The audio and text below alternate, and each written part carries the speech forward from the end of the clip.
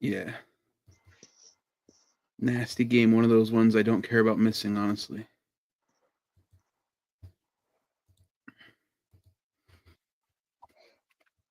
Whoa, what's going on? How come I can hear myself? What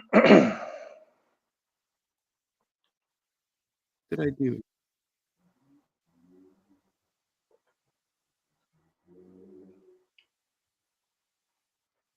Oh.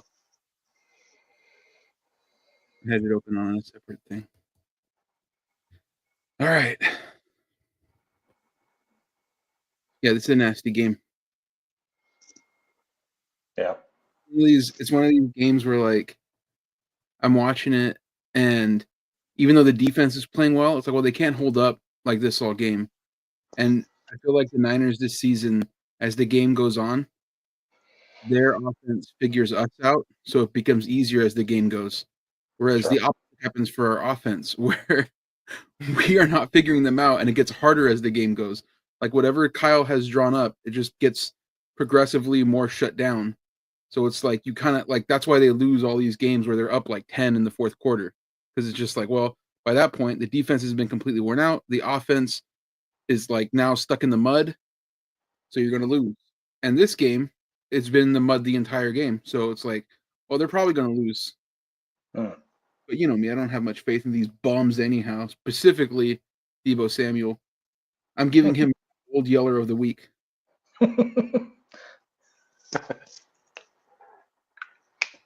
Still got another half of football left. You could turn back the clock.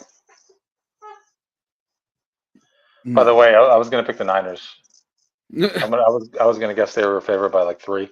Well, they're up 3, so if the game continues the way it's going, you'd be right about that. I got faith in Brock, even if others don't. My God. Did you see him? He was about to get sacked, and he, like, jumped for no reason. No. I got the Heat game on another monitor, so I got, like, split attention right now.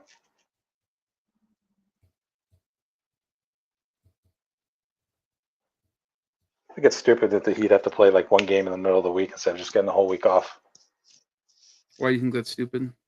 Just give them the whole week off. Let them play a back-to-back another time, and just give them a week vacation. You know why?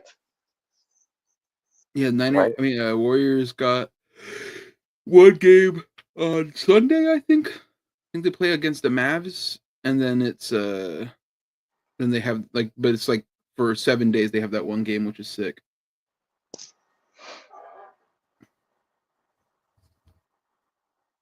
I saw the league said that there was nothing wrong with the end of that game.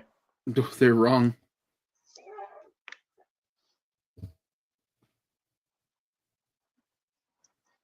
There might have been, you know what? There might have been the correct call by the book at the end of the game, but then why didn't they call the book normally the rest of the game? Like, there was a time where Steph got clearly fouled, and he asked the ref, like, what the fuck? You know, like, and the ref was like, oh, it's my bad, Steph. It's my bad. And so, what the fuck? Yeah, that was at the end of the first half. I remember that. No, it was at the end of the first quarter. First quarter, yeah. But it was like, I'm gonna lose my mind one of these days about these fucking NBA refs. I swear to God.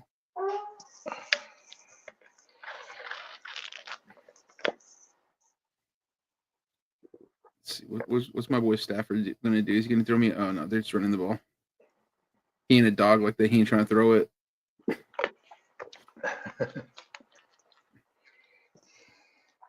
You know, by this point, I'm sure you know. But by this point, I just don't even care if the Niners win.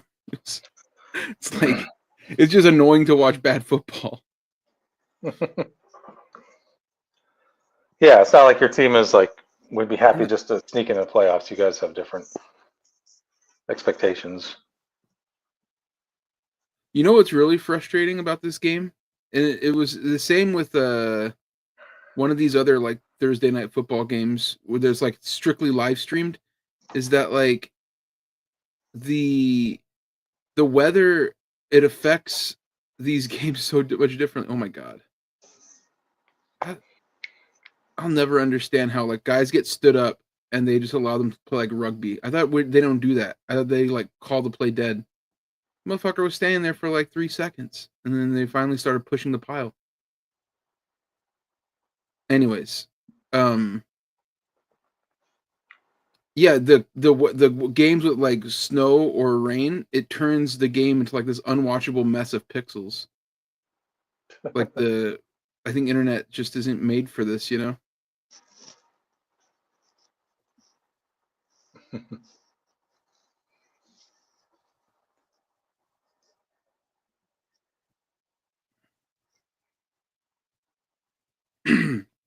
You're gonna I what are you up to today? went to a Dolphins playoff game in the '90s versus the Chargers in like a rainstorm, Oh and yeah. like yeah, and like three-quarters of the stadium went into the rain, to tunnels and shit to hide from it, and I just stood out there in the rain. I wasn't going in. When I went to the hottest game at the Niner Stadium, there was tons of people that went to the concourse to like watch on the like little TVs and stuff in the shade. Not me. Yeah, out there with the boys. They need you. Yeah. They let me down, but they didn't need me. Guess what I got up to today?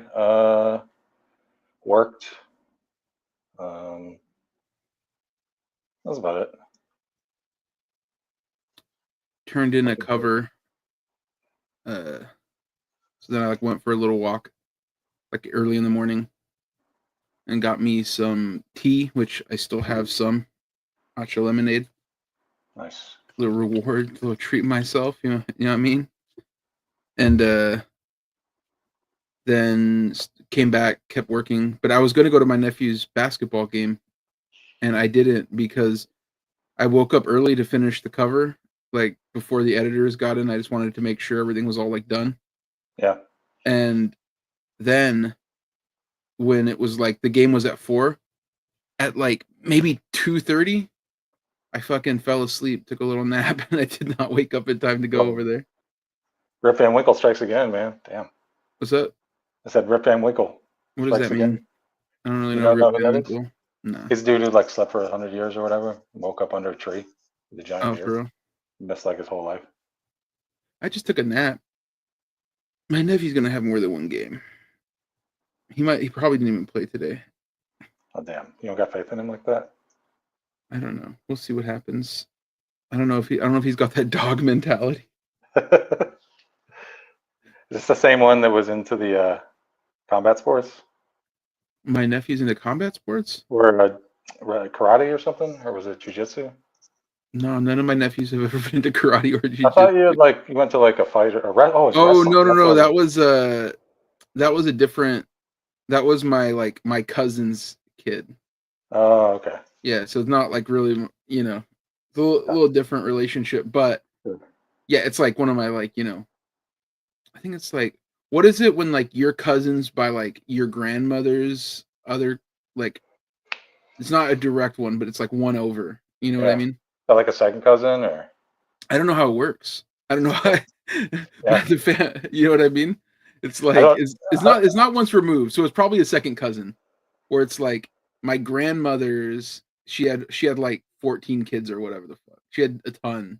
Maybe not. Maybe 14's a little overzealous, but she had a ton. You know how Mexicans are. Catholics. So she had like 14 kids or whatever, and then my grandma was one of them, and then my cousin Nate, his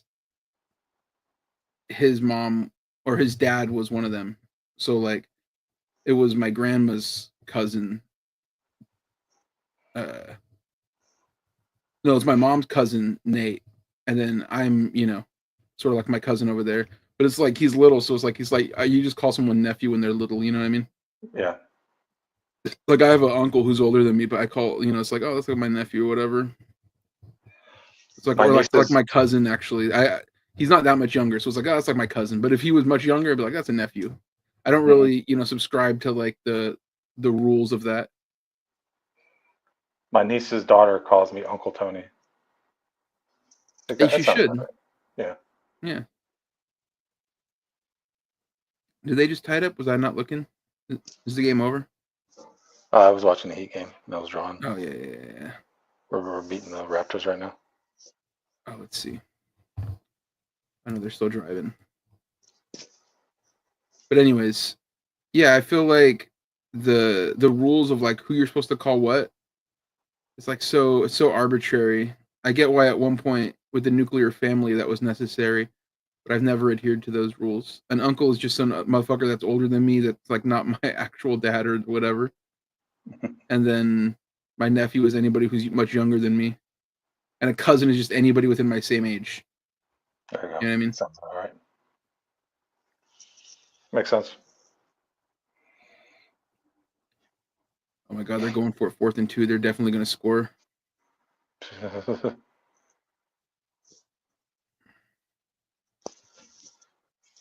It's one of those games.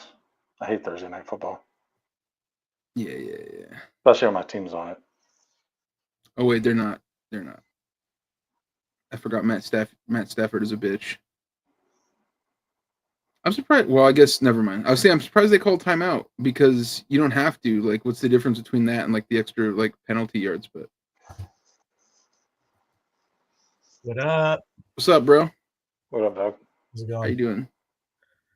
Man, I'm chilling. How are you guys?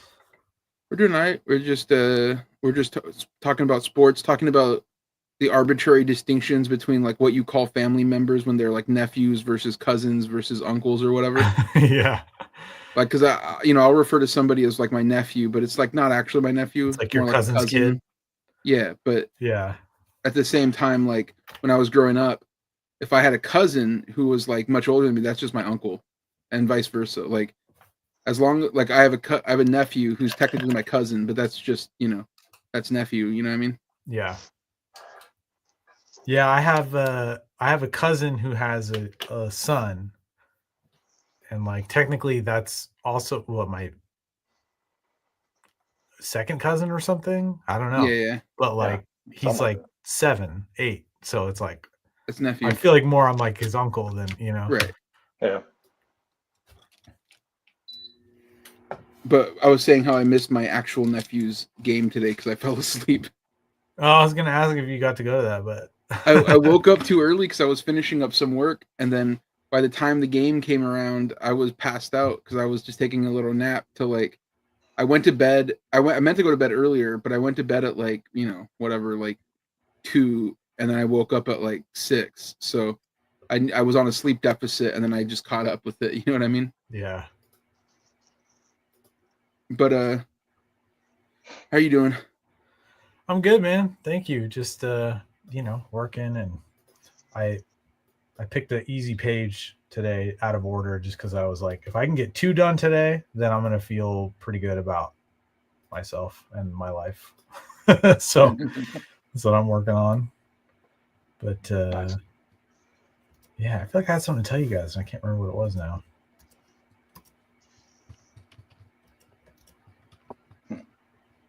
Oh, so my wife has been doing like this volunteer thing at this like local library surplus store we have out here, and she'll like send me pictures of the comics that she finds there, like, hey, do you need this, do you want this one? And she found this one that was super clutch that I had actually bought. Well, I won't get into it, but anyway, and I think I took it to Powell's to sell it because like the colors were bad. It was like a reprint, and I was just like, I can't even read this. She found a black and white one, which is pretty sick. Nice. But then she found a copy of Last Days in Vietnam, the Eisner book. Mm-hmm. And I was like, oh, I have that. So, no worries. And then she comes home and we're talking about it. And she was like, yeah, that one they put in a certain category because it was inscribed. And I was like, wow. What do you mean? Oh. And she was like, yeah, it said like to Brian. And I was like, was it like Brian's mom gave it to him or what? And she was like, I don't know. It might've been signed by Will Eisner. And I was like, what? Like what? So yeah, she's like, oh, I'll swing by there tomorrow. And but I was just like, that would have been a detail that I would have wanted to know. Get your jacket. We're going back. Yeah. What are you guys been up to? Not much. We're just watching the game. Oh, it's look at that. 6:30. We could start the show. Hey everyone. This is a very, very excited intro. Hey guys. What's going on? Hey guys, welcome to another episode 5 of New Cool Meat. And last week we got really into it. We got heavy with the Batman tier list. I think it worked out really well. And the thing is, we didn't prep that much for that episode. All we did was say, let's talk about Batman for like an hour. And so this week, I thought, what if we prepare even less? What if we do even less prep time? How fucking good would that go? You know what I'm saying? So, yeah, today is just going to be, we have some things in mind that we want to talk about. It's funny. Yesterday, we were talking about like topics that we could talk about today.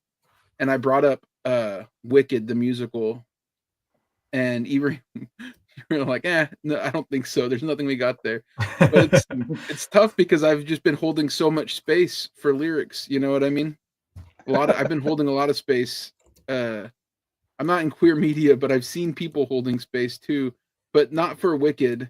Well, not me personally, but I've been also going on a lot of walks, and I've been listening to different rap music. And one of the songs, one of the artists that's been holding space in those lyrics for me has been Ice Cube. And this is something we were going to talk about last week. So I figured, why not talk about it this week? You know what I'm saying? I actually, me and Tony were watching videos about not about Wicked, but about the meme of the woman who told the Wicked girls, like the cast, like, oh, I've seen people been holding space with the Defying Gravity. And she's like, oh my God, I didn't know that. Oh my God, that's what I always wanted. And it's like, hey, you didn't write the song. It's 20 years old. And like, she just acted real crazy. I actually watched another video with those two, Ariana Grande and the other chick, Cynthia, whatever. They were talking about it. Like they were doing a retrospective on the meme, like 20 days maybe after it happened, which is so bizarre that we live in a time now where it's like we get in the middle of the press tour, we get instant reactions to earlier in the press tour. Like, oh, I remember that. That was so crazy. Remember that? Remember that 2 days ago? Yeah. That's just how much content is being pumped out. But it was funny because they were both going like, yeah, that interviewer was crazy. Like I was just trying to deal with it. And it's like, you were the one who made it crazy. Like, but the thing we were watching, me and Tony, the guys were like it's like a land race to make the same joke about Wicked and holding space and all that. And did you know what interview we were talking about, Ibrahim? I think we watched it yesterday, right? Yeah, you've shown it to me twice now. You love it. Yeah, it's the funniest thing I've ever seen. And I made a joke about how I've been holding space with the Ice Cube song Wicked. Or actually, to be more specific, the Deftones and Korn cover of the Ice Cube song Wicked, which I thought is just, but yeah, so it just got me on this Ice Cube thing. Me and Tony, we were watching that last night. I was like, oh fuck, we forgot to talk about Ice Cube last week. That's good content for this week. But before that, you watched that rap battle earlier? Yes. That I sent you? Yes. Fucking Ilmac was going crazy in that thing. It was so good, man. You talked about like within the last year or two, we were talking about basketball, and I was just kind of like getting your take on basketball, and like because I think I was watching a game with you in the stream or something, and you were just kind of explaining to me how a lot of it's strategy on how they play, when they call a timeout, when certain things with the momentum of the game, and just like psychological stuff. And watching that battle, it really dawned on me just like what an absolute master of this stuff Ilmac is. Like the way that he, so for context, he went up against this Australian rapper in Australia, and Ilmac is like the best to ever do it, in my opinion. And I think anyone who's into battle rap would put him in the top 3 probably easily. I wouldn't say anybody, just because there's a lot of fans of battle rap that are like New York, East Coast fans of battle rap, and they don't have him anywhere close to the top 30. Well, they're wrong. Anyone who's right would. Yeah. So the thing is, battle rap is so big, and you and I are into a very specific era of battle rap, and it's not. Yeah, for sure. It's not the most popular part, but even if not, like everyone has to acknowledge that he's one of the pioneers of it, for sure. Yeah. Battle rapping was happening, but like he's been doing it for. I mean, I was at his very first battle, and like to watch his like he actually battled one of my childhood best friend in like double overtime or some shit. It was crazy, No, it was a weird technicality thing. They were both really good.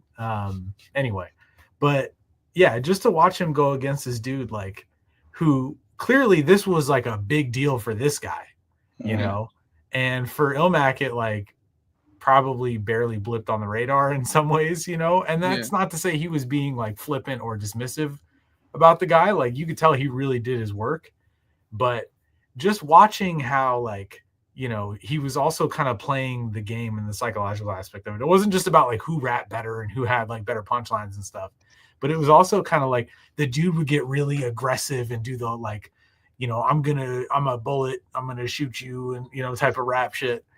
And Ilmac would just kind of come in like playfully after that, and it just undercuts like the seriousness of this guy. Like, and it was just watching him do stuff like that on top of being really good was just a fucking treat, man. Like, really good battle rappers, they always have like a defense that they do that is sort of like you said, like undercutting. But there will be some that will do things like, you know, they'll just like go to the crowd like that was whack, you know, or like that was corny, and then the crowd has to be like, well, I like this guy, he says it's corny, so like I'm just gonna say it's corny too, right? You know. But like in that Ilmac battle, it was so sick when the guy like like Ilmac knew his tell, where the guy will fake yawn, he'll go like like that's boring or whatever. And then Ilmac started like rapping about how he knew he was going to yawn in the battle to do that, and like how whack that was, and like he just went on every time you yawn, you suck a ghost dick or something like that. And the whole crowd just like loved it. And that's part of the brilliance is like he'll take those moments, and he's on, you know, this is an away game for him, like in another fucking hemisphere. It was an away game, and not only that, but it was like it was against somebody who nobody cares about. So like he has everything to lose and nothing to gain from that. So like continue. And just to get the crowd, like, it's one thing to get them on your side, it's another thing to get them like predicting what you're about to say or like saying it with you, you know what I mean? And like getting that sort of like love and control with the crowd is incredible. And one of my favorite lines, I don't remember exactly what he said, but basically he was like, if you're what I get from battling so-and-so, then karma's a bitch. Basically saying you're karma and you're a bitch. I was just like, I don't know how I've never heard that in over, you know, like 25 years of listening to battle raps. But he's the best. Like Ilmac he has the most like conceptual sort of rounds and everything. Yeah. He's just like, you know, he's been doing it for so long. When he was the other guy was like interrupted him by being like, oh, shout out to so-and-so, you know, because something Ilmac said reminded him of this guy. He's like, oh, shout out so-and-so. And Ilmac's like, no, I rescind your shout out. I take it back. Like the crowd just loved it, man, because it was funny. And it wasn't, you know, it wasn't like aggressive or anything. It was just great. It was so good. Some people just love those aggressive battle rappers where they just like, they'll just be there, just like talking about how they want to kill people, shoot people, whatever. And like, I don't really care about that stuff. Like, I think and you know, it was really pronounced in this one because you hear an Australian guy doing it, and it just sounds so goofy coming out of that accent, you know. And that face too. Oh man, my favorite bar that he said was he pointed out the guy how his eyes were too close together, and then he basically was like, "That's why you're nearsighted," or like a short-sighted or whatever. Yeah. Or no, he said that's why you got narrow vision or whatever. Yeah. Narrow-minded point of view or something like that. Yeah. It was so funny. We when did you start watching battle rap? Like I guess you were there for like live stuff like early on, but like, because I know that we've both sort of shared that we watch a ton of it, or used to watch a ton of it when more of it was out. Yeah, I mean that was like in 2001, I think 2002. Yeah, like the first time I was at one, and you know, back then the internet wasn't as prolific as it is, so like the only place to see them was on like VHS tapes of larger breakdance, you know, hip hop events that had a battle rap section, really. Yeah. So yeah, I mean, that would see, like, we had this local event, and that was the first one, was the one where I saw Ilmac battle, and then the next year there was an even bigger version of that same, you know, MC battle, whatever. And so, yeah, I mean, I used to go to them like annually at the very least back then, and then, you know, once they started hitting the internet, like Sirius Jones, remember that guy? Like watching those battles and stuff. Because he was on BET he had like a hot run on that Freestyle Friday, so he was like a big deal. No. Jin was on there. Jin was on there. battled Sirius Jones was on the MTV thing where No, like no, he was a beast. that on was the guy who won that. What was his name? Rain Man. Well, Sirius Jones was on. He was on TV. He was on I think he was on MTV. He was on one of those things, but I remember because we used to watch it, on TV, and then he was on MTV's. He's the Fight Club champion. He was on. Okay. He was on his show called Fight Club that we used to watch. Yeah, 106 in Park was like an early, adopter of that stuff when they had Freestyle Fridays, and that was like appointment TV for me every week. They weren't always very good, but like when they were good, they were great. Yeah, my brothers loved it. My brothers were much more into hip hop at that point than I was. I didn't really care. I was like, what it was I didn't like the turn of the Jay-Z kind of big pimpin' kind of stuff. Like it just to me always seemed kind of corny. And that was mainstream, and so generally I was just I don't like this stuff, and I wasn't like you where I searched out backpacker kind of stuff, Yeah, and back then you had to even with the kind of dancing I was into, poppin', that was always part of it would be a 5-10 minute section of a 2-hour breakdance video. So It was I was used to sifting through I would watch an entire movie for the 30 seconds of breakdancing that might be in the background. That was back before you could just type it into a search bar and fucking find whatever you wanted. So that was kind of a subset of that. You'd watch a ton of lame mainstream rap videos to get to Freestyle Friday on 106 in Park, Yeah. The thing too was I loved I loved battle, diss tracks and stuff like that. I always thought that was cool as shit. And when we were younger, when I was younger, that was when 50 Cent and The Game had their. 50 Cent was beefing with everybody, but the one with The Game was when we were like, oh fuck 50 Cent, you know what I mean? Me and my brothers and my friends, we were like, fuck this motherfucker. So we got The Game put out a DVD that was shitting on 50 Cent, and he put out a bunch of tracks that were 50. We got all of that stuff, we were all big Game heads out here in the West Coast, but gamers. Yeah, we were gamers for sure. And man, it was. But so then when I got out of high school, that was when YouTube kind of sprouted up, and they all put that stuff online. And I remember my brother was like, "Have you ever seen this stuff?" And I was like, "Nah, dude, I'm not into this or whatever." And he's like, "Just watch one." So we watched Dumbfounded versus Tantrum. There's a famous battle. It was these two Asian guys went at it, and they were just saying the most crazy, offensive, racist shit to each other, but they're both Asian, and at that time I thought that was the craziest. The more battle raps I watched, the crazier and more offensive it would get.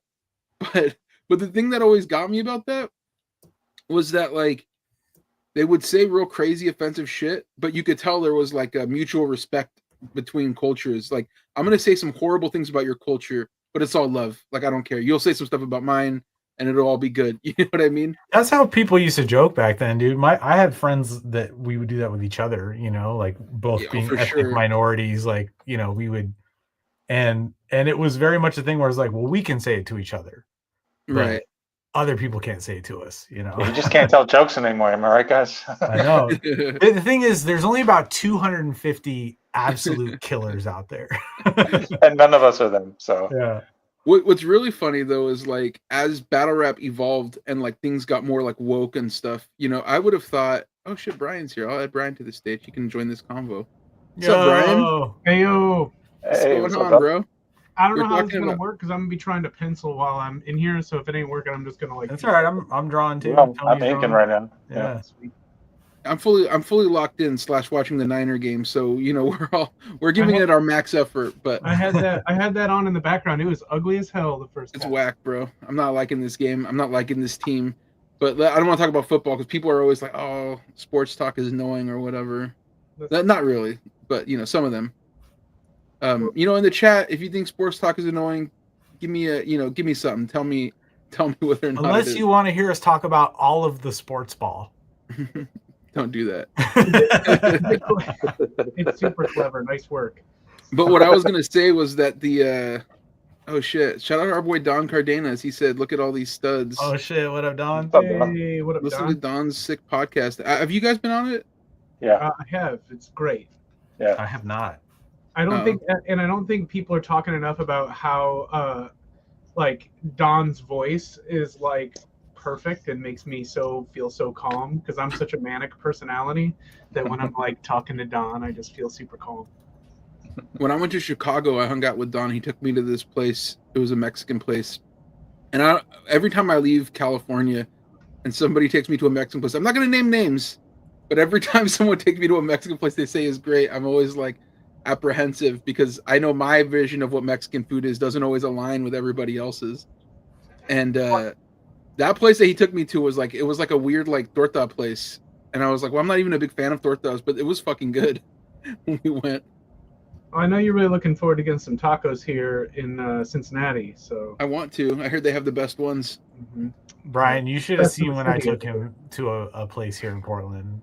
It was that conversation you experienced in real time. Yeah, I personally love to make the perfect the enemy of the good. You know what I mean? I remember to give context to the audience, you know, what audience there is here. What happened was me and Brian were talking, and I was going to Del Taco to get tacos. I always Brian forget said- that. What's that? I always forget that part too. I was like literally in my car driving to get tacos from Del Taco. Like, you know, Del Taco is like a sub Taco Bell place. It's like Taco Bell, but even cheaper. I like it more, but I like it. I like it a lot too, actually. But Brian was like, "Oh man, I just got the best tacos in Cincinnati," and I just go, "Oh really, Brian? The best tacos in all of Cincinnati?" And he got so mad that he just left he got mad at me and left the call. And then I had to pull over and apologize. I sent him a message, "Hey Brian, sorry, like I didn't want to disrespect your Cincinnati tacos. I was just joking." And I think, and we've probably discussed it since, but it didn't really bum me out that you were scoffing at a Cincinnati taco, but that I was really excited about having something I really liked, and then it got immediately shit on. I think that's where I was all bummed out. I was like, man, I just fucking enjoyed the shit out of this. Now I'm getting made fun of. Fuck that. Takes a lot for Brian to rage quit something, I feel like, too. You know? You'd be surprised. It's not that hard. Whoa, we lost Tony. What happened? Well, he was tired of this shit. Yeah, he was sick. He had enough slander. He heard enough slander about Cincinnati tacos. There was a Todd Barry, that stand-up comic. He did a bit about getting taking, like, he never had sushi before, and someone recommended sushi to him. They had great sushi at the Cincinnati airport, and so it was like this big running bit about how good the sushi was and how it was terrible according to Todd Barry. But so it's not the first time it's happened. Sophie says typical Ramon move. It kind of is. Like sometimes I'm a habitual line stepper. I like to test the boundaries of friendships and what they're willing to take from my barbs, my jabs. You know what I mean? I like to just know what the boundary is, and sometimes I cross over it. You know, I try not to do it as much the older I get, but you know, I've gotten a lot of I've done a lot of testing of that line. It can be fun. That's the part of the problem. Oh, we were talking about battle rap though. Just to go back a bit, what I was gonna say was fascinating to me about that is they would always say the most like offensive shit to one another, you know. Mhm. But like I would assume that as that age, that those guys would become like anti-cancel culture, like fuck wokeness, that kind of shit. But none of them really did. Like there's a couple of them, so it's notable that the ones that are like kind of cringe and annoying. But especially the guys that like me and Ibrahim listened to, like the West Coast guys, they like were very like, you know, like either libbed out or like progressive sometimes, and that's kind of nice. You know what I mean? Yeah. Like, because I definitely thought like, oh, all these dudes, like they're all gonna be like psycho, whatever. But I think being part of a community and a culture like that for so long, it just makes you sort of more understanding of other types of people. You know, like I said, like when you're gonna make fun of somebody's race, and especially the way these guys do, you have to like do real research into their culture to make fun of it. You know what I mean? And like if you're gonna make fun of a trans person, which, you know, I watched some trans battlers back in the day, like you have to know about what like being transgender means, and then you have to listen to them talk about their experiences in their raps. You know what I mean?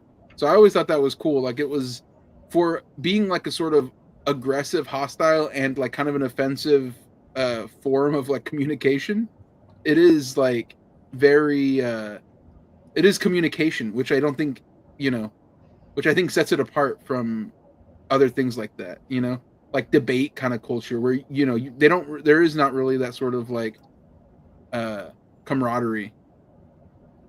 Comedy. I wonder if some of it has to do with the fact too that like there's some shame involved, I guess, because you can get humiliated and like it makes you kind of shut the fuck up sometimes, whereas a lot like the Ben Shapiro types have no shame and there's no one there to directly in their face like make them look like a fool. So right. Sorry guys. He says, well, you keep at it. Yeah, I think I will. I feel like I'm too old to change at this point. Yeah, I'm excited to hear some of this Ice Cube stuff because let's get into it. So been talking about it. Brian, you weren't here last week, but I was telling them that I've been going on these long walks, or like long-ish walks, just like once a day. I try to get in like 2 miles, and I'll listen to podcasts sometimes. But what I've noticed is that if I listen to music, the songs being kind of short, they help me keep track of like distance of time better, and it makes it feel like less like if I'm walking for a long time, it makes it feel like less long because I'm not like constantly looking at how long I've been walking on the podcast. I'm just vibing out to the music. But I also have been wanting to listen to different music because I've been listening to like a lot of Kendrick Lamar and I wanted to vary it up. So I listened to Ice Cube's new album, and we were talking about at the beginning of the show. I'm a big Ice Cube fan, or I'm a big fan of old Ice Cube, rather. You know what I mean?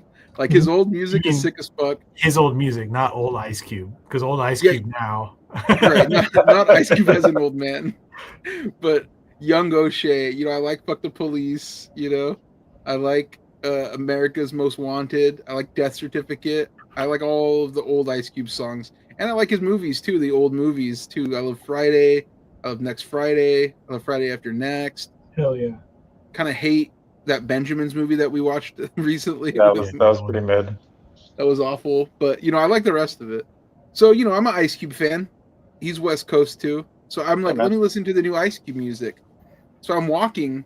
And like I said, I'm kind of just like listening to it as I'm sort of like getting my steps in and everything. And I start hearing him say shit, and I'm like, what the fuck did Ice Cube just say? Like, hold on a second, what? So like I sat down and I stopped, and I'm like, let me read by some of these lyrics, because I'm really bad when I listen to music about like not listening to what they're actually saying, just listening to like how it sounds, Sure. Like it's like my mind doesn't process what is being said, just how cool it's being said. And Ice Cube has lost his mind. That was my takeaway when I sat down for my walk. Lost it like it's cool, or lost it stinks? The latter.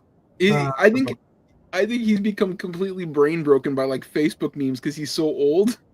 Damn. Which is awesome to me as like somebody who like thinks that kind of stuff is a little funny. I mean, it's scary for the future of our country that everybody his age is like this. Freddy Krueger's scary and funny. You know what I mean? Yeah, totally. So I pulled together not a ton because this was going to be pretty short last week, but I found some of my favorite lines. So I wanted to read them to you guys, get your reaction to this. This was one of the first songs. It was Rollin' at Twilight, and he says, It's a get-together, taking flicks together, playing dominoes, we can sit forever, talking that shit, Jordan to Kobe, lighting a stogie, counting the trophies, friends and family, ones that can't stand me. And I thought, oh, okay, well, why not? Because they say I'm too manly. Well, that's just me. I'm going to see it. I'm going to call what I see. I would love to hang out with that guy, but he's just too manly. He's just too manly, man. I can't do him. He has too much machismo. But But I love that, like, to even say that has to be a conversation where, like, you notice that people don't want to be around you in the first Right? place. And you're going, You gotta well, be like- well, obviously it's because I'm too manly. Like, I'm just trying to fucking. Like me, Not when I biting do it. some self-reflection, it's like, man, maybe I'm a line stepper. Maybe I just push away my friends by making short little jabs and cutting remarks too much. Maybe I need to change myself or something. Like, I need to be less like that. But Ice Cube will do that, and he'll be like, I'm just too manly. Yeah. These cocks can't They handle just me.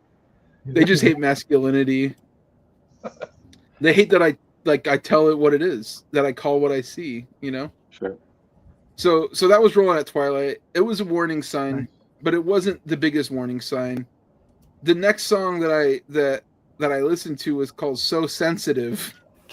Before you get into that, I just want to talk about that last one real quick because, like, go ahead, yeah. this man has been rapping for minimum of 30 years, 40 years, right? Yeah. Like, Yeah. there, It was the 80s. That's how he and would that's say not it. every song, I'm sure. Well, maybe it is. I don't know. But, like, that's just the most basic, uninteresting. Like, there's nothing clever about any of that.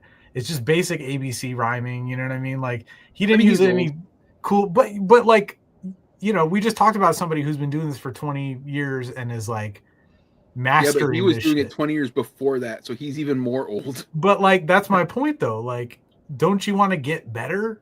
Or, like, why would probably- you just be like, Ice happy Cube's with- rich. He don't care. Yeah, I mean, I know that's Yeah. the thing, but, like, it's like, To okay, me- just be rich then. Like, Right, invest then don't in put out an stuff. album. Don't put an album Yeah. out. Yeah, exactly. No, I agree with you.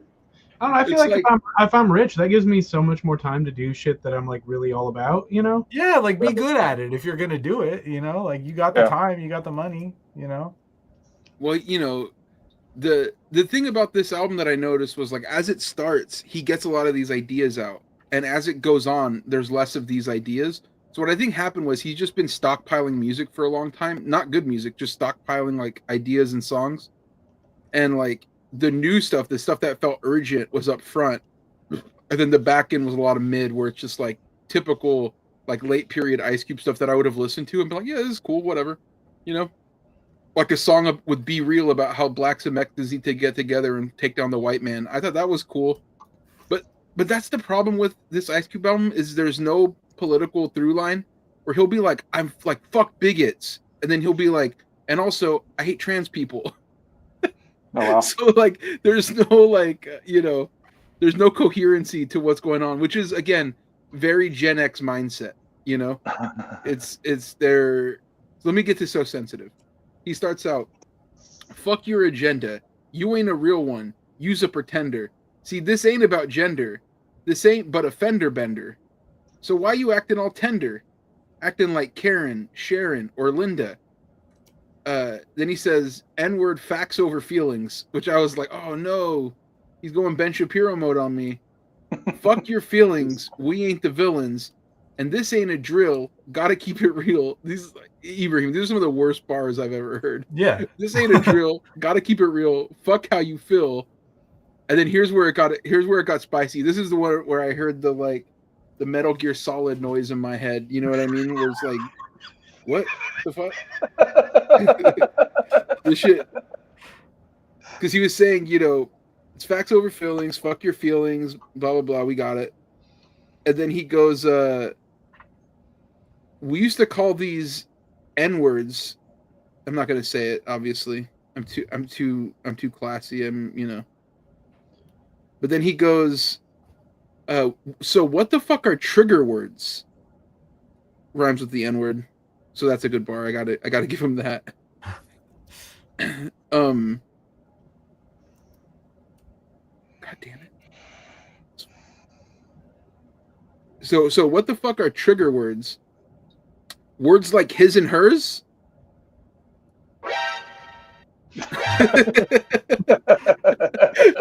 These pronouns? My boy Ice Cube is called pronouns? This is a man who got famous off a song called Fuck the Police that literally triggered everybody against him. This man he's made going, everybody call him Ice Cube since the beginning. What the fuck, It was so crazy when I heard Ice Cube going pronouns. Fucking pronouns. Goddamn. See, so let me go back a bit. You guys, I think Ice Cube might be straight out of Ideas. Oh shit! Bruh. His son makes a lot more sense now. Oh, for real. So he goes, they used to call these N-words, so what the fuck are trigger words? Words like his and hers. What's a pronoun and a verb? What are magnets? He's like, no, really, what are they? Yeah. He says, follow this, then you follow back. Then you swallow this, then you swallow that. Then you go have a heart attack. And you don't blame it on the vax? Oh, no. Oh, wow. Oh, Yikes. Is he gonna pull out a Fauci ouchie sort of bit here? Ouchie, ouchie. Follow this, then you follow back. Then you swallow this, then you swallow that. Then you go have a heart attack. You don't blame it on the vax? Then it goes da da da da da. I put it on wax. Bars. Wow. He rhymes vax with wax. My boy Des. Yeah, that hits. Absolutely. Listen, and then this I felt very uncomfortable by. Some blacks hate when you talk about facts, but you can talk about racks. You can talk about twerking, but not an N-word working. Oh no! Everything ain't urban. Just like Go Cosby. Just like, what's that? He's going Cosby. Pull your pants up. That's what I'm saying. Like, you're Ice Cube. What the fuck? What are we talking about? You used to say you could do it, put your ass into it. Now you're saying, why are you all twerking out here? We did clubbing. What? This is crazy. Well, what's funny is like if like this was like legit, right? And he was like, we have a culture problem.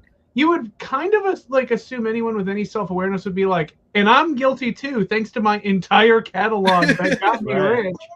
Thanks to this album, the very next song is about how much him, Mac Dre, Too Short, and like Snoop Dogg love sluts. It's just like an ode to slut. Which again Also, is like, a very cool thing. We're not slut shamers, but they're like, you are Ice Cube. You can't say this. It's a weird thing to be saying some of this stuff to his audience too, you know? Well, that's the thing though, is so much of his audience are also older, like Black Latino men, and you know what just happened with them. They all just got radicalized by like Trump and like all of this, like all of the media sphere that they're in is like leaning that way. Not even by Trump, more like Mark Zuckerberg. You know, it's more of a Facebook issue than anything. But they're, you know, when you find these older dudes that are like not fucking brain broken, it's like kind of a beautiful thing. Yeah. Like Tony. Thanks. Yeah. I was just gonna say I really needed a compliment today. Thank you. Yeah, thanks. That's why, like, I was telling you guys when I talked to, you know, my real life Mr. Miyagi dude the other day, like, you know, he's of that generation. Like he's so on top, like he knows about, like he's on the same wavelength as us about everything. And this man's like 60 years old, you know, and it's just like, oh, thank God. You know? Yeah, you didn't go to the dark side. I love old people that are fucking sick, honestly. Because it means they had to be through the wars. They had to go through the trenches. You know what I mean? Yeah, I mean, he grew up in Harlem in the 80s. Like, this dude has been through, you know? I just think I've been baited by the vaccine, so maybe that's why I'm sorry. That could also be, yeah. You've been what? Baited by the vaccine. I've taken so many shots. Beta!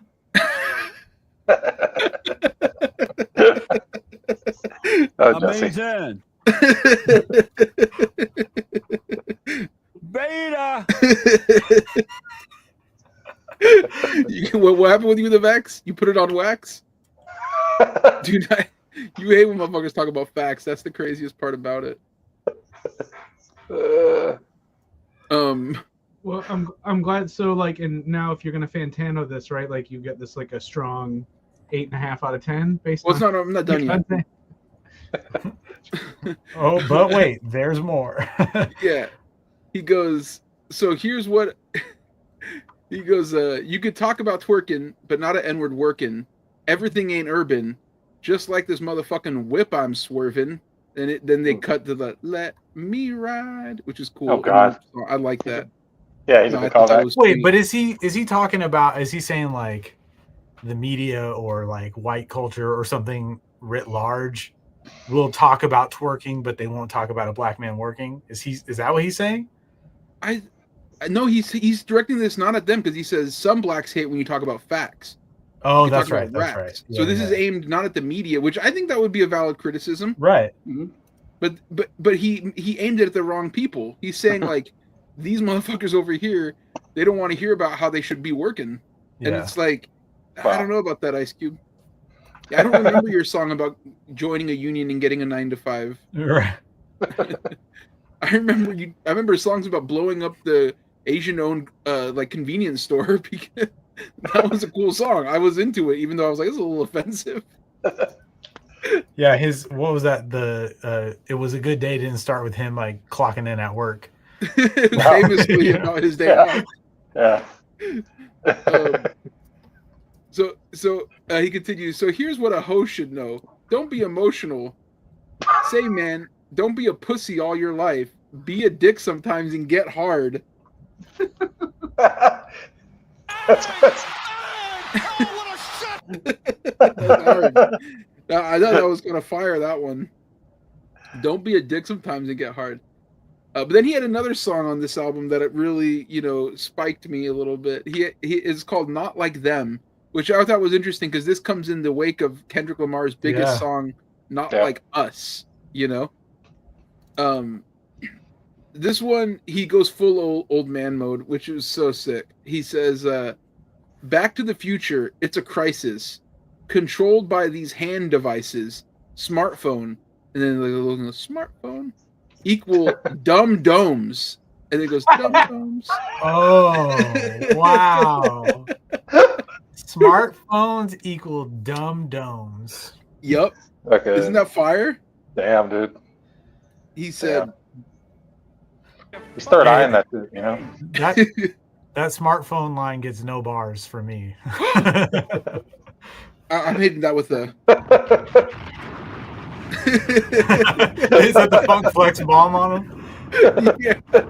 Smartphones equal dumb domes is the hardest line I've heard all year. There's nothing that was going to top that because he's right. It's funny because it's true. Right. Done forgot how to make my way back home. Ain't that a bitch? I think it's because he got COVID because he didn't take the vaccine. It's that long COVID AIDS. He says, ain't that a bitch? Which way we going, huh? Hey, do you remember my phone? He didn't have the smartphone. He says, I forgot. Shit. We fish. Call internet. Damn. Let's blow up the internet. Whoa. Read that again? Yeah, I will. So it says, done forgot how to make my way back home. Ain't that a bitch? Which way we going, huh? Hey, do you remember my phone? I forgot. Shit. We fish. Call internet. Okay, so that at that part where he says he switches talking about his phone, I think he literally just like had like a moment where he like stopped rapping and was like, where's my phone? Call whatever, like, you know what I mean? He's like talking to Siri and like it just sounds like an old man like losing track of what he's doing. He was in like a fugue state in that moment. So I think it was like he was out and he forgot Google Maps existed. Yeah, so he's essentially like, it sounds like he like maybe I'm hearing it right, maybe I'm not. He's just kind of dogging that people can't remember the way that they're going without their phone now, right? Like he's talking about like people rely on it just to get anywhere. Is that what the point of this? I think so. I think he was literally doing a like, boomer thing where he was like, you know how they're always like, wait a minute, how do you I think that's what happened. I think he glitched So you out. got to do it like he used to do. You print up the MapQuest directions on paper and then you like carry That's how I went to New York Comic Con the first time ever, was with printed out directions. Did you? That's the way to do it. Yeah. What year was that? 2014. Shout out. Okay, has a printer. Dude. I don't have a printer. Every time I want to print something out, I got to go to the UPS store, dude. For real. It says so. He goes. We fish, call internet. Damn, let's blow up the internet. Boom. It's artificial intelligence that make people irrelevant. And I said, wait a minute, is he spitting again? Because he's making an anti-automation case. Okay. Then he says, N-word's going where the devil went, but Cube never out my element. And I was like, disagree. But yeah, like there was some more. There was one specifically I wanted to read and I didn't put it in my document for some reason. This will be the last one though, because I don't want to bang on about this for too long. But Cube, he had one song called Kim, and I forgot his like wife was named Kim, if I'm being honest. I just don't care that much about his life. Was that Kim Cube? Kim Cube. I'm not seeing where I put this on my phone. Anyways, it doesn't matter. Oh no, here it is. Oh my God, there's some more bars I forgot to. This is the one about his wife. He's like, and I'm so convinced. What? This world don't make sense. Yeah. Understand I'm not like them. I'd rather be kicking with Kim. Every time I see them cakes, an Edward can't concentrate. That's why I'm overweight. Because I overate. I want to procreate. He said, I'm fat because I keep eating my wife's ass. I'm like, oh, that's kind of sweet. I thought he's a big white because that was the one you sent me, and I thought he was talking about Kim Kardashian, and I was like, damn, he's rapping about Kim Kardashian. Like that just seems weird. Because they probably like run in similar circles or some shit, you know? Yeah, I thought that too initially. But then he goes on more about Kim and not Kim Kardashian. Not her. The real Kim Cube. The last one I hear, he goes, you doing boss moves in a cesspool. Yes, you. He test you before he bless you. Respect you for he select you. This truth will affect you. Nobody want to be next to you. Nobody want my job. Nobody want your job, because your job's a blow job. Okay. Damn. Funny man on stage with a mic. Try to laugh when he talk about your life. No cap. He was taking shots at like just the profession of stand-up comedian, which is, you know, cool thing to do. I like that. But it's also just kind of weird. Like I don't know where he was going with that one. But like I said, as the comedian or something, maybe I need to really consult with Rap Genius next time before I break these down. But the lines were cracking me up though, and like some of the songs, they were like actually would have a good production, and it would be like some old like, you know, it was like some old like freestyle song that he literally just like repurposed, you know, and it's like he's just rapping over it. But yeah, I thought it was interesting that like this came out right around the same time as that Kendrick album. No, I think the same week, and nobody cared about it because of the Kendrick album. And in his song, he says like, I was Kendrick before Kendrick. And I was like, yeah, well, you're not Kendrick anymore. You're real proud of you. Wow. Well, not everyone like passed the button. So 10 out of 10. Yeah. Yeah, I'm giving that a 0. I feel like that's the kind of album you hear about winning like Grammys, and you're like, what? How? You know? Wow. At least he didn't rap about Trump. That was a journey. Yeah, I wish he would have rapped about Trump. It sounds like the album sucks, but at least we had to talk about it for 10 minutes. I think he has had a song about Trump. I don't think he likes him, or didn't like him. I thought he was a MAGA guy. I remember something about that. In 2024, in November, he says, "I'm not a Trump supporter." Oh, okay. Maybe it's because he's an anti-vaxxer that. Yeah, I think it's just because of all of his politics are perfectly aligned with Trump that it's kind of hard to, you know. Well, it sucks. I'm pulling up the source article, but it's being slow. The source still around, huh? Apparently, but their website is shit. Here we go. It says legendary rapper and actor O'Shea Jackson Sr., widely known as Ice Cube, has publicly denied allegations of supporting Trump or his MAGA movement during his recent appearance on the Baller Alert show on Tuesday, November 19th. Cube addressed the persistent rumors and called them false, adding that they had done significant damage to his reputation. Well, Cube, you can't be over here yelling about genders and stuff and then be like, oh, why do people think I'm a Trump supporter? That's crazy. According to the report by the Atlanta Black Star, Ice Cube clarified his stance while discussing a range of topics, including basketball star Caitlin Clark and the highly anticipated addition to Friday film franchise. Listen, if he does another Friday movie, I'm in 100%. Yeah. I don't Friday care. After Next was great. I don't care how MAGA brained he is. I'm in.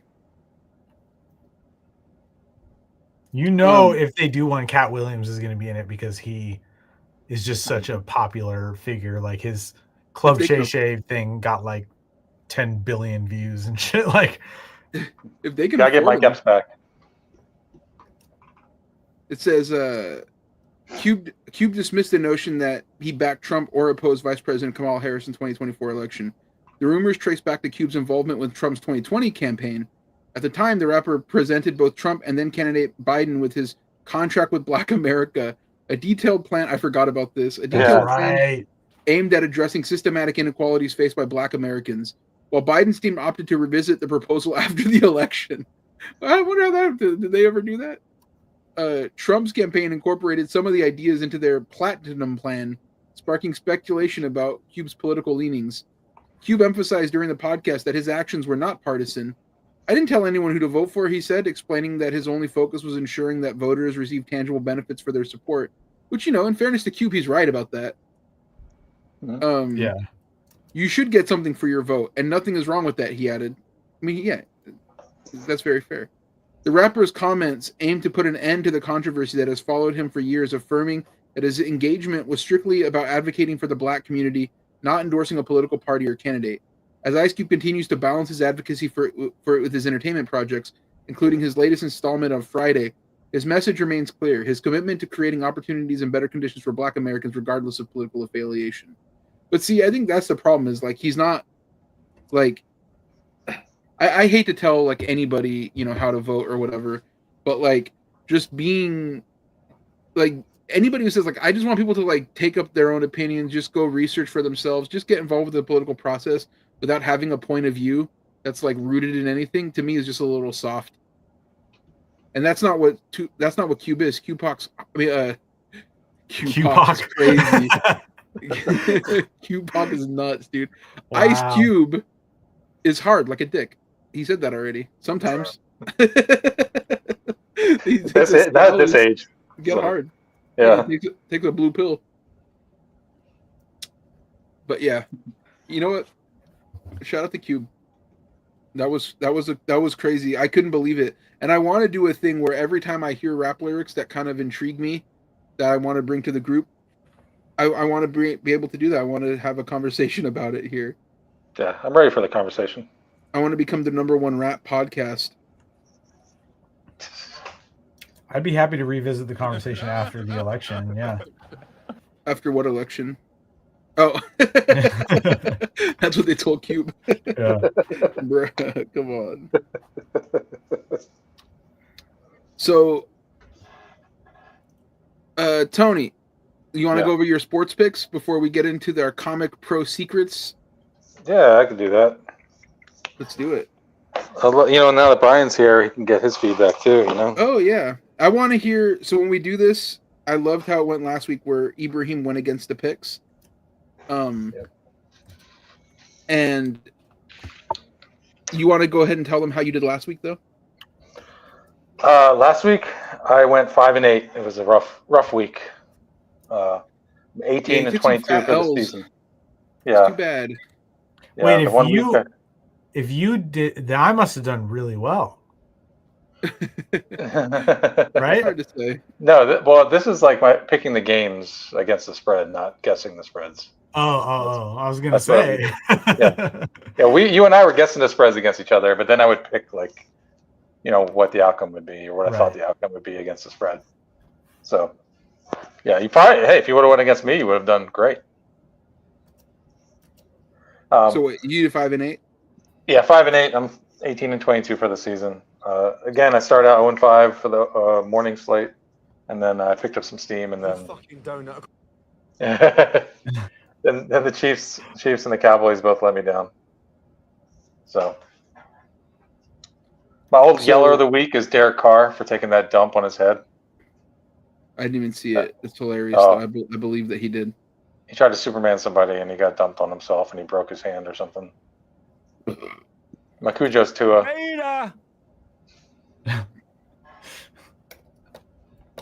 What Tua were had you a great saying? comeback last week. Tua had a great comeback last week. He's my Cujo. Might be the last time I get to call his name. He Okay.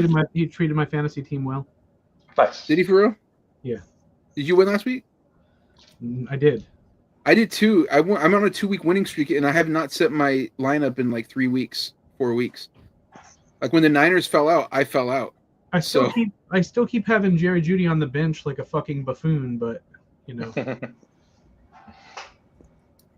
So- believe in him? one So day let's I'll get to this week's. Okay, so we got first Niners, Rams at Niners. That's happening currently right now. My Niners are stinking it up. It's a 6 versus 6 rock fight currently. But you picked the Niners. I picked the Niners. I'm guessing it would be a 3-point spread. Niners would It be was favored. 2.5. Okay. So yeah, I'll take the Niners given 2.5. I'm gonna, since the Niners have been so terrible lately, Mhm. I'm gonna give it to the Rams. 10.5. Oh wow. Well, that's overzealous considering this game is being played in the rain. It's currently going on. Oh, we're talking tied. about tonight's game. It's happening right now. It's in the fourth quarter. I thought you meant next week. I see. I'm gonna go Rams 12.5. Oh wow. Yeah, I'm up in the ante on that one. I don't know if they're gonna hit that because You don't need to worry about it. Yeah, you famously Can't were argue 5 that and one. 8. So what do you know about football? yeah, exactly. Okay, so the Cowboys at Panthers. I'm gonna say Panthers favored by 1.5. Panthers favored. Oh, sorry, go ahead. I'm gonna agree with Tony because I think a panther is a beautiful animal. I think technically they're just black jaguars, though. I don't know if Panthers I think that's like a thing. That's true. That's true. Oh, that thank you, true? Brian. Same creature. Same creature. Even so, 4.5. 4.5. Wow.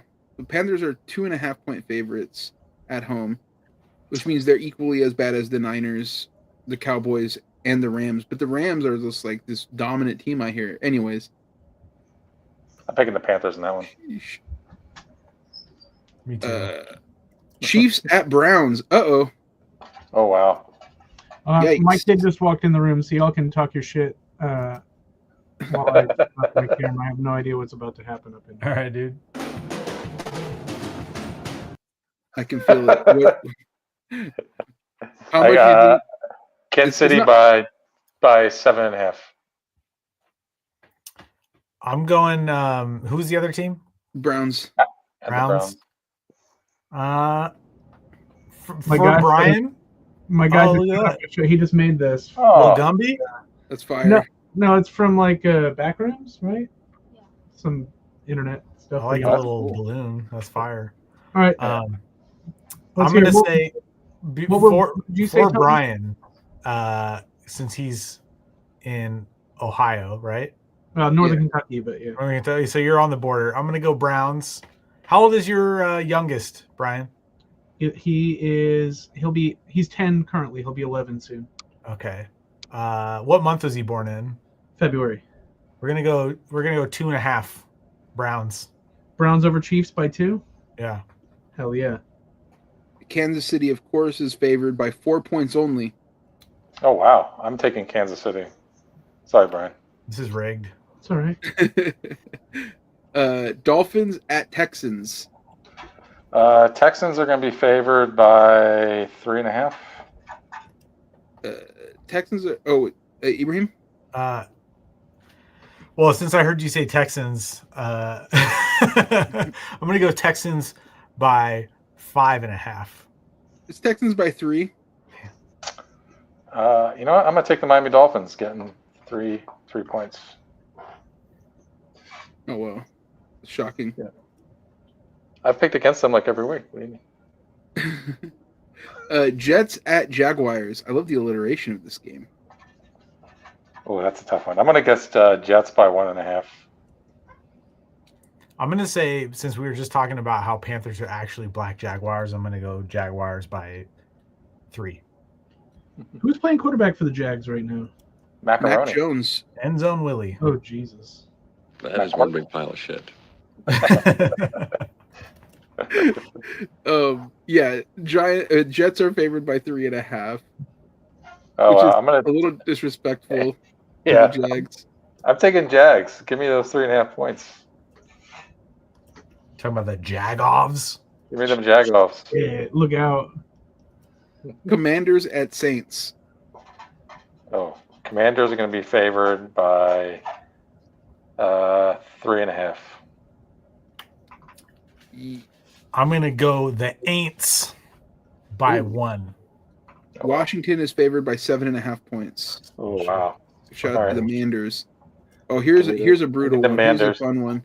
Ravens at Giants. Oh wow! That's a. Oh, that's a fantasy mashup. Send a Raven. Versus the Giants. The Yeah. Ents. I'm about to say the Ravens are favored by 10.5.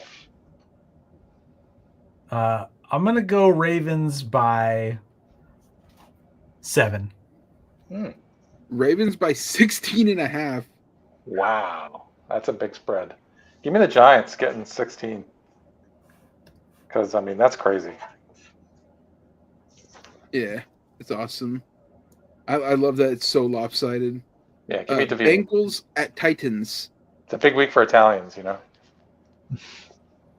Bengals right. at Titans. I'm gonna say By the way, Bengals are. not just Italians though.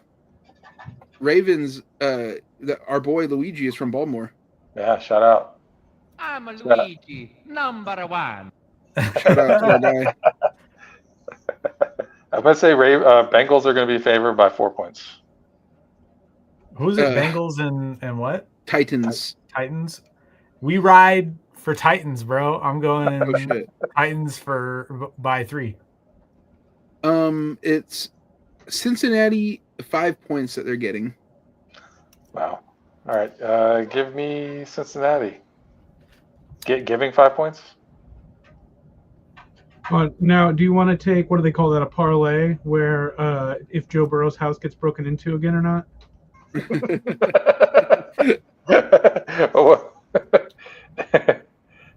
I heard that Tua hired a security team recently.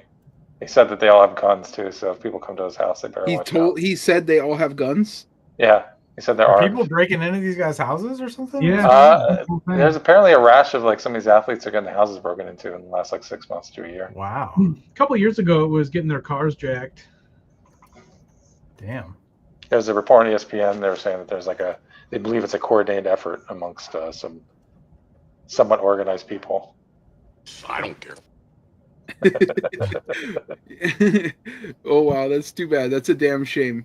Yeah. Send Luigi. So yeah, that's how I didn't know about this recent wave of this crime wave. Yeah. Patriots at Cardinals. I'm gonna say Cardinals favored by 5.5. Bye week on this one. Oh shit. Okay. Cardinals are favored by 6 points. Yeah, give me them Cardinals. Colts at Broncos. 2 horses. A battle. This is going to be a horse race. Oh, No. shit. Broncos are gonna be favored by 4.5. Yeah, my wife's from Colorado, so I got to go Broncos. We've been married 7 years. Broncos by 7. That seems about Denver by 4. right. Damn, Tony, you're so good at this. Let's see. Then we got Bills at Lions. Oh, that is the game of the century right there. What a game. That's tough. I'm gonna say Lions by 1.5. A little Super Bowl preview. Yeah, for real. We locked into that one. Yeah, Lions by 3. Lions by 2.5. Oh shit! Oh, Ibrahim got it. You I know only what? picked Lions because I picked Bills last time. I'm gonna say, give me those Bills. I think the Bills are gonna win that game. You know, I agree with you, and I don't have a lot of takes because my team is so shit that I'm done caring. So next we got Bucks at Chargers. Oh wow. I'm gonna say Chargers by 4.5. Nuck if you buck Oh shit! is why by 5. Chargers We got by 5 3. Buckles. Oh wow. Give me them Chargers, baby. Steelers at Eagles. Eagles are as a battle of the Yinzers. Yep. Give me the Eagles are going to be favored by 3 points.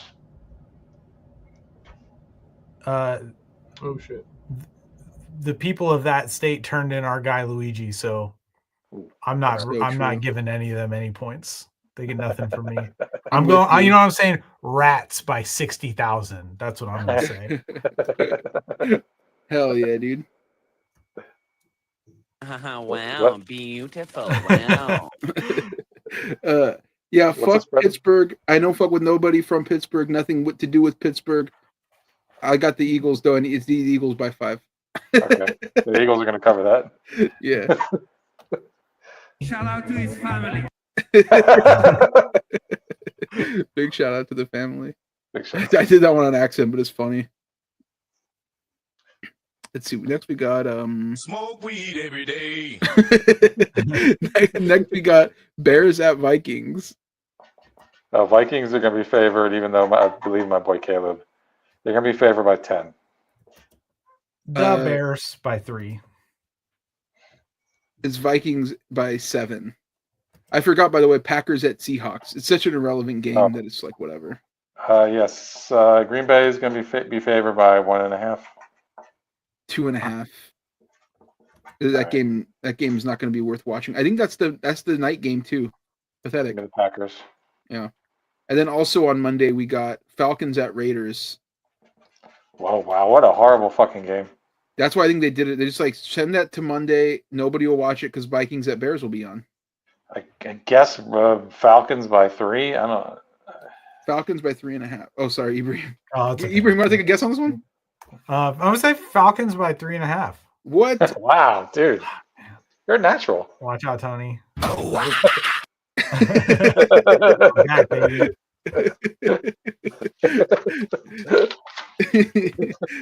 And that was the rundown of the games. Remember, bet responsibly, and again, to all betting casinos, online betting, feel free to sponsor us. We're up for bribes. We're up for whatever you want to give us. That would be sick. We'll wear t-shirts. We don't care. Here we go. Sophie says that was totally a yellow Gumby. Shout out Brian's kid.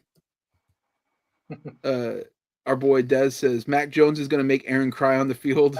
That'd be amazing. Also, Giants will get 3 first down all game.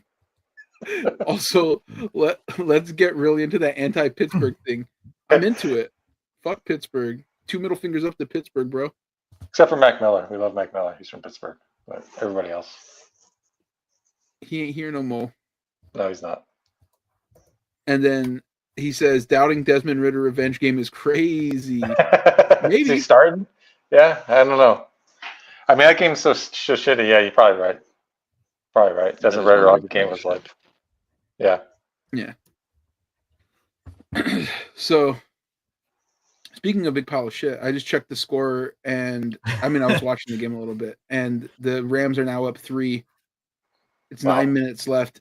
Can Kyle Shanahan drop anything to get this offense going? I don't think so. Brock Purdy. This is where you're in that contract, Brock Purdy.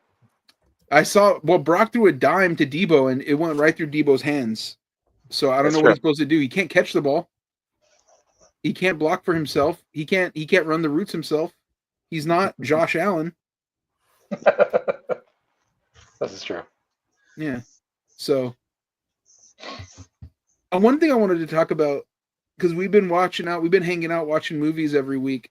I wanted to talk about like dude. Oh wait, you know what? Actually, let's take this two different ways. I wanted to talk about dude Christmas movies because we've been watching them and we've been vibing on them. But we also wanted to do Comic Art Pro Secrets, and I feel like we should wait for Brian to come back for that since he didn't watch the movies, but he has some pro secrets for us, I'm sure. Yeah. So let's go first with the movie talk. Yeah. Yeah, so we've been watching movies because I feel like every year we watch a lot of chick flick movies, rom-coms and stuff, you know? Well, yeah, because so many Christmas movies are like a woman, a high-powered attorney goes home for the holidays and meets the small-town ranch hand who, you know, and you were like, this year you were like, let's find some like cool Christmas movies. Well, the thing is, like, we like those movies where it's like, but like it's like a woman goes home, or like it's not even that she like. There's sometimes a woman goes home. Sometimes it's a woman lives in a small town and somebody comes into town and they bang. There's like, I think what's happening is there's a lot of women that have access to Hallmark Plus that are super horny, and there's a lot of movies to be made to you know appeal to that. And it used to be that there would be dude movies, and we just haven't seen them lately. You know, I can't even think of the last. That's, well, that's you know what? because that's men are being erased from society, dude. No, you're right about that. You know, there's a lot of about men. It's a war on masculinity. Ice Cube said it. they don't want you to listen to his music because he's too manly. Damn. Yeah, I'm scared to. But you know what? They do have some of these where it's like "Oh Violent Night" or whatever, but it just looks boring to me.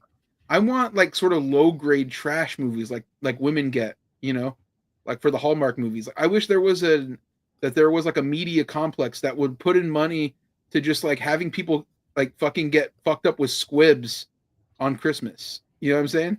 Yeah. And like a Daily Wire, but for cool shit. Yeah. Well, Daily Wire uses squibs, shockingly. Oh, they do? Yeah. They had that school shooter movie, and I heard it was squibbed out. Oh, well. Yeah. Squibbed out, but never lived out. That's so true. I want to dry hairs for squibs. Squibs, you know. So we wanted to. I wanted to run some of these movies by. We discussed them. Brian, actually, I want to know if you've seen any of these because we watched like 4 movies that were Christmas movies for dudes, maybe 5. What's that? I said okay. So the first one is a movie called Trancers. Have you ever heard about it? Hell yeah. Have you seen them? I knew you all would. Of them? I knew. All 8? I saw Trancers ages ago. The old Full Moon Pictures jump was Peter Weller in that? No, Peter Weller. Peter Weller's in Screamers. Pardon me.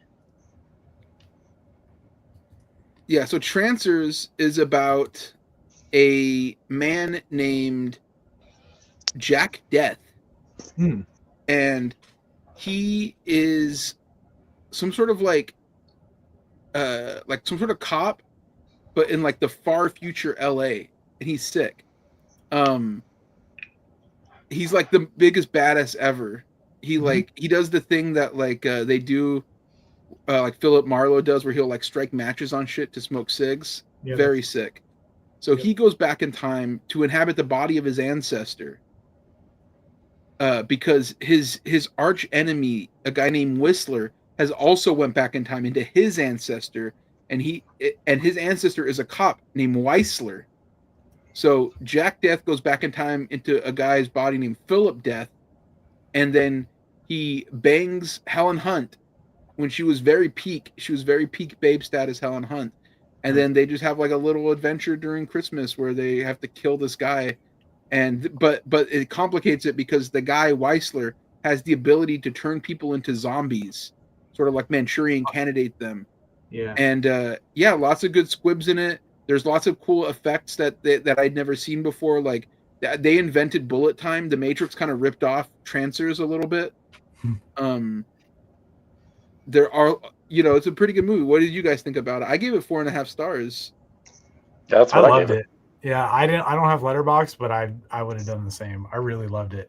we've watched, like you said, 4 movies of that era, right? Like mid Yeah. 80s to like early 90s, and they all have the same common thread of Christmas is featured in them at some point. Yeah. And you know, they're all that kind of like somewhat generic action sort of plot and all that, but like this one was like genuinely a good movie, like pacing wise, story wise. Like at no point are you know, I mentioned this while we were watching it, like usually during these kind of movies you go like, wait, what are they trying to do? What, who's this? What, you know what I mean? This one, it was like I was with it the whole time. Yeah. It Who had directed good that jokes one? in it. That was Charles Band himself. Charlie Band, let her rip. He's a band man, bro. Yeah, he is. Strike up the band, bro. His brother do the score still? Let me see. I Ooh, can I don't tell you know. that information. His the Richard? music composer Phil Davies and Mark Ryder. The score was good though. It was. Kept It his was really brother on. that like Send him packing. had a lot of that cool like synth wavy esque, you know, stuff that was like from that era. It had the coolest scene ever where he's in that nightclub dancing. That was Oh my God. fucking... Yeah, they go to a punk club in this, and he's just like he's just from the future, and he's not used to dancing, so he's like very awkwardly like kind of going off. This dude named Tim Thomas. He's doing who's one of the these. actor. Yeah, it's he doesn't know how to do it, but he's It was great. Of course, he knocks a guy out too. You know, he has to show how tough he is. When he arrives in the body of his ancestor, who's just him, right? Same actor. And in the future, his hair is like slicked back. So he wakes up and he and Helen Hunt have just had a night together, and he doesn't, you know, now he's the new version of him. He doesn't know who she is or anything. And she's like, I'm going to be late for work. And she's trying to get out the door, and he stops. She's like, what are you doing? And he puts like lotion or something in his hair and just slicks it back. And he turns to her and he goes, dry hair is for squids. And it was the coolest fucking line. Yeah, I want to start calling people squids now when they're lame. Yeah. Let's make it happen. Incredible movie. It's been too long. I haven't seen that movie. I don't remember really much of anything because I saw it when it was like a video store rental, like when I was a kid. So that's like the last time. Oh, that would have been just such a cool way to watch that movie, dude. Yeah. Wow. Can't wait till we dive into all the sequels. Yes. Yeah, once Christmas is over, we're going to start going to all the Transfers movies because that was so electric. But during Christmas season, we like to watch Christmas movies. You know, it's the holiday spirit. No doubt. That's why the next movie we watched was Night Siege, Project Shadow Chaser 2. A fucking mouthful. Have you ever seen it, though? No, I haven't. It's rad, dude. Yeah, I mean, Have you ever seen Die Hard? yeah, I've seen Die Hard. It's a movie. Yeah, I've seen that movie. Well, imagine if Die Hard was like fucking sick. Because that's what this is. Man, Instead of getting taken over by like some foreign guy, you get the Night Siege 2.5 or whatever the fuck. it's Night Siege, Project Shadow Chaser 2. Yeah, that's hella tight. Yeah, it's a sick ass name. It's like almost like a fake name. Like you wouldn't think that's a real thing, but it is. I'm really curious how that one was a sequel, like what the first one is like. The first one was like, it's just not set on Christmas, so we didn't watch it. But it was the same android, but it was set in the future, and he takes over like a space prison colony, and it was filmed at the same place that they filmed Alien 3. Like they just reused the sets. Oh, wow. Yeah. But That this was movie, so common though. Like that's kind of one of the shitty parts about there not being like studios with like sets anymore. right? Like I don't want to get into boring movie nerd stuff, but that I miss that shit so much. Yeah. We talk a lot about how much better these practical effects in these older movies look, you know. All right, I am gonna do the thing, the nerd thing. So that was like Val Lewton, the filmmaker, the RKO Pictures guy back in the 40s, who did like Cat People and I Walked with a Zombie and all these great ass movies. A lot of that stuff, the whole reason those movies look good is because they would use like the old Frankenstein sets on the weekend. So they would just pop over and just get these amazing production values because they were just standing. It was like we should still be doing that with movies. That used to happen a lot with the Bond movies too, because a lot of that stuff, it was all filmed at Pinewood Studios, you know, except for the on location stuff. And so there would be like, you know, oh, this was from like Dr. No or whatever. We reused it for this. One of my favorite sort of like B movie directors, Kat Shea. She did a whole movie. I think it was like the second Strip to Kill. Might have been the first, where they were like, yeah, we just did a stripper movie. If you can give me another movie, you could shoot that one in like a week. Like it was Corman. So she was like, I'm in. Give me the movie. Roger Corman. Yeah. Corman was like her. Back in the day, that was her guy. It was everybody's guy. He's the man. Yeah, he fucking rules. So, but Project Shadow Chaser 2 is about this cyborg terrorist who takes over a nuclear plant that also has nukes in it, like to launch missiles. So they kill everybody except for the janitor, who happens to be like a kickboxing champion. Fuck yeah! So And it's also kind of like Under Siege, like with Steven Seagal. And also this babe who also happens to be like a nuclear scientist person, and her badass son who has like a backwards hat and a flannel shirt, or not flannel, hockey shirt. He's dressed like he's Kevin Smith. Is that what you're saying? No, he's dressed like the kid in the Goofy movie or whatever. You know, what's that one Goofy movie kid? Yeah. Dude, fucking movies are like, kids used to dress so cool. Now they all dress lame, dude. Mm-hmm. No offense to your kids, Brian, but I bet sure they dress like you're nerds, right. dude. You're right. I just do they even have a backwards hat? No, not one. Do they even have like large high top shoes? No, they got some Chucks, like high top Chucks, but whatever. They're not puffy and cool. Our boy Don says one of the actors from Project Shadow Chaser 2 is the guy who directed Wolverine Origins movie, Gavin Hood. Damn. Wait, wow. Crazy. I gotta see if that was the main guy. Hang on. No, it wasn't. Cyborg, a guy Cyborg named thing? Blow up for sure. No, Frank. It was not the main guy. It was like a, Okay. he's down the line. Sophie also says that Project Shadow Chaser 2 is better than Die Hard, and I agree. I wasn't moved by Die Hard the way I was moved by Project Shadow Chaser. The stakes were higher. It was more violent. It was cooler. Everything was better about it. Everything. The title is more crazy. Yeah, but definitely the title's more crazy. The poster's so funny because it's supposed to really they're really trying to go for like Arnold Schwarzenegger, like Terminator and Predator vibes in the same poster, you know? Yeah. That's how you got people, like that was how you would get people to pull that VHS off the shelf. Yeah. Well, that was the Charlie Band method for sure. Was like, because that's the story of Dolls. When he pitched Stuart Gordon Dolls as a movie, he was like, "Hey, we got a movie I want you to make," and he's like, "What is it?" And he's like, "It's called Dolls." He's like, "What's it about?" I don't know, but here's the poster, and he just showed him a poster and a title, and fucking Stuart Gordon had to make a movie out of it. So I think it's about dolls, dude. With Castle Freak was just a title, and he's like, "I got a castle in Italy, so can you make something?" And they did like this weird adaptation of The Outsider, the Lovecraft John. That's awesome. Yeah, this was made by New Image, and the directed was John Ears, who's sick. Then we got Dark Angel. That was phenomenal. I feel like is that the one with the? I've never seen that. Does the cover have like a sexy lady on it with like a lot of black leather? It's it has Dolph Lundgren and a guy named Matthias Hughes, I believe. No, this was about. I saw that when I was a kid when it was called I Come in Peace, like back in the day. It was also called I Come in Peace. Yeah. And we watched it on VHS a bunch back in the day. Yeah, this one was. These are all set on Christmas, but this one was about a Houston vice cop who's forgotten the rule book. His self-appointed mission is to stop the drugs trade and the #1 supplier, Victor Manning. While involved in an undercover operation to entrap Victor Manning, his partner gets killed, and a sinister newcomer enters the scene. That's what's so weird about this movie is like he's trying to solve a case, but meanwhile there's just like this alien running around injecting people with like heroin. Very strange. Eventually they fight, and it's awesome. He was harvesting their like endorphins or something, or this fucking poster is amazing. Yeah, like Dolph pointing the gun with like the dude with the blade or whatever with the cord coming out of it is so hard. It's a fun movie. I'm thinking of Dark Angel: The Ascent. That's the cover I'm thinking of. I think I've seen that one too, though. That's about like angels, actually, right? Maybe.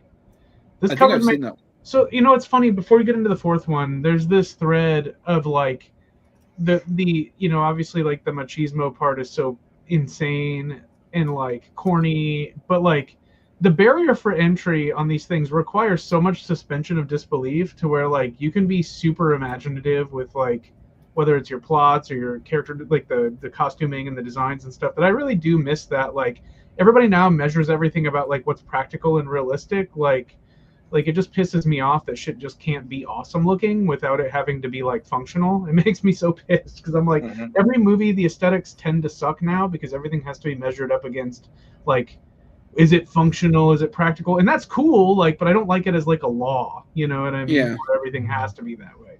So like, that I dude's fully fucking agree. blade is hard as hell. It looks kind of anime-ish and stuff, you know, where it's like it just looks bitchin'. That's it. That's all we need. That's why I think Batman Forever is the best Batman movie, because it's the only one where it's like pure design, none of this bullshit of like, well, could Batman actually fucking do something with this? I don't care. Well, and I do think that's a negative legacy of the Nolan Batman pictures, you know, regardless of whether or not, you know, one thinks they're good, which I do think they're very good. But I think that they left this weird stain of like realism plus profitability. And it just kind of makes everything feel like, okay, well, we just got to make sure that we can kind of like keep everything super fast paced and locked in terms of logic and realism. And then that's a recipe for everybody to like it. And it just, well, I think that one was actually like Nolan was just following his instincts on that one. And then totally like Hollywood does, they took the wrong lesson from it, right? Yeah, well, Nolan was using his authentic voice, which I think is bound to be good. The same thing happened with Deadpool when it was like it did so well, but it was R-rated. They went, it's because it's R-rated, and so they just did that. It's like that's not why, you know. It was part of it, but it's why the cover band's never as good as the band. Yeah. I also think it's why all these movies that we're talking about got made, because I'm sure they were all in the wake of Die Hard, and they were like, people just want action movies on Christmas. And you know what? They were right. we did. Yeah, but it does seem like they were kind of like trying to be interesting visually and like, you know, at least imaginative in some of the choices. Yeah, the last one here was a 1987 movie called Cold Steel from Dorothy Ann Puzo, who is Mario Puzo's daughter, by the way. Fuck yeah. Writer of Godfather. On Christmas Eve, Johnny Modine's father is murdered by a psycho cutthroat. Fuck yeah, dude. I love a good Johnny. The cop swears bloody revenge, though he's taken off the case. He doesn't suspect yet that he's also the target of a diabolical plan of revenge. Starring Brad Davis, Sharon Stone, and Jonathan Banks. Also Adam Ant. Yeah. Very sick movie. Good. Very fun. It might have been the worst of all of them that we watched, but also maybe my favorite, like the one I'll think about the most. That and Trancers.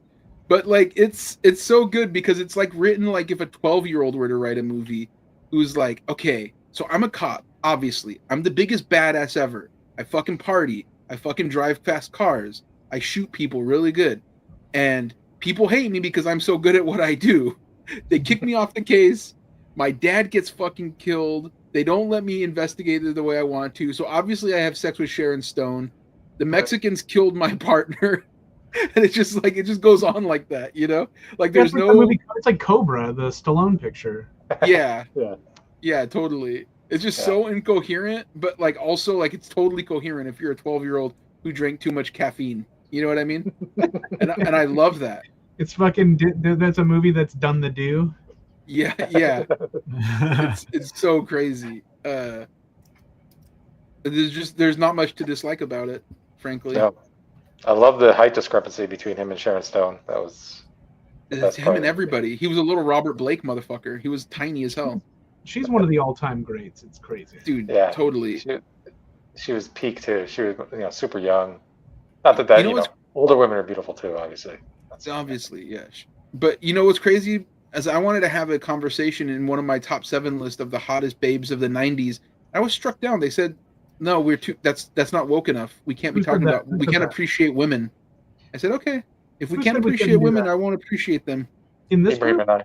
Yeah. Isn't that crazy, Brian? They said, Brian, you know Ramon well enough to know that he's Ramoning this right now. They said, Ramon, that's too. That's too real. What Ramon proposed was like a ranking, and I said, I don't think we should do a ranking. No. I said my 7 favorite. That's it. It's top 7. It's not even like some are like they're top 7 babes. That's the thing. So, but you guys said that the American people are tired of women, and I just disagree flatly. I think that we should love women, we should empower women, and we should admire them for their brains and their beauty. But in this list, obviously, just their beauty. That's it. Just this one, though. I just said one of my favorite directors was Cat Shea. Let me we'll just coordinate. You do that on a day I'm not here, and Okay. Look, My I top just, like- seven. I just like you the don't- idea of it because it'll give me a chance to fucking live in the past for a minute for fun. That's all. Just think about just That's all 7 it is. games from the 90s. no, we did talk about just doing like just talking about babes though, like not ranking them, but just being No. like, what a babe, you know? Yeah. Oh well, yeah. whether it's babes of the '90s or if it's just like favorite weird like rock and roll guy who wore fishnets on his arms, like all those just sent me to the same place. That's Like, that's pretty much what we ended up with, more or less. it's all just a trip down memory lane. That's Fucking how I feel. favorite hit parader band. Absolutely.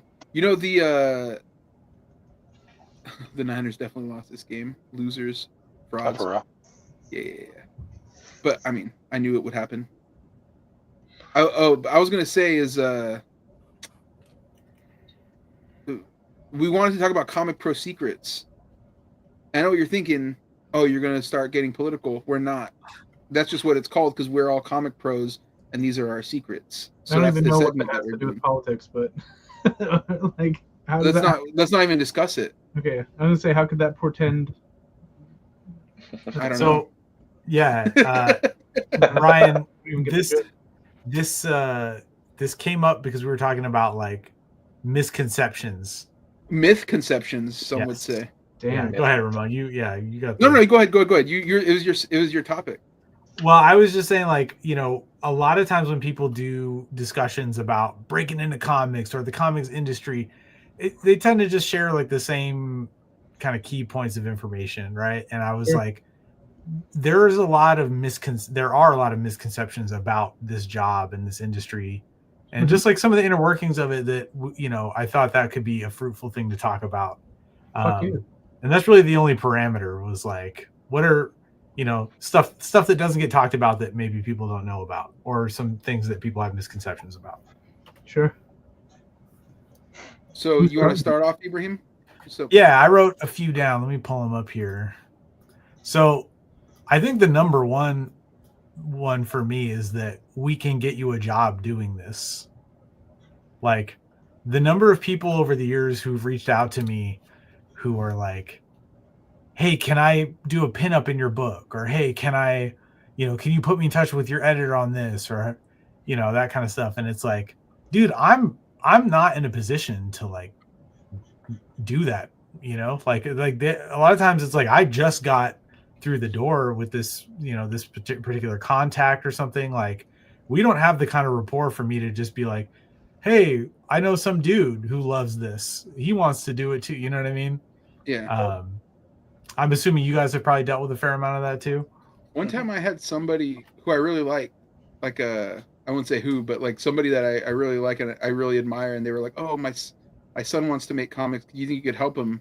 And I was like, "Yeah, I guess so." Like, you know, so I meet with the dude, and he's like, "Yeah, I want to do a Batman comic, and I want to like change the way people think about comics by like it'll be like a choose your own adventure kind of deal." And I was like, "Oh, no, like, that's not how any of this works." Yeah, it was very awkward. It was very awkward because I met him in person to have this conversation, and I was I've had like, a lot of people "Oh shit!" do that kind of thing where it's like they, you know, like there's this one guy who was hitting me up on Instagram who was trying to like give me all these like, yeah, I was thinking, you know, this is what I would do with Superman, and I'm like, dude, it does not even remotely work that way. Like you can't just go like, I have this cool idea, put me in touch. It's like they plan this shit out for, you know, a couple years in advance. A lot of times they have like their top few architects who are writers, you know, that they bring in and plan this out with the publisher, you know, with the editor in chief and all that. And they have a roadmap that they're following.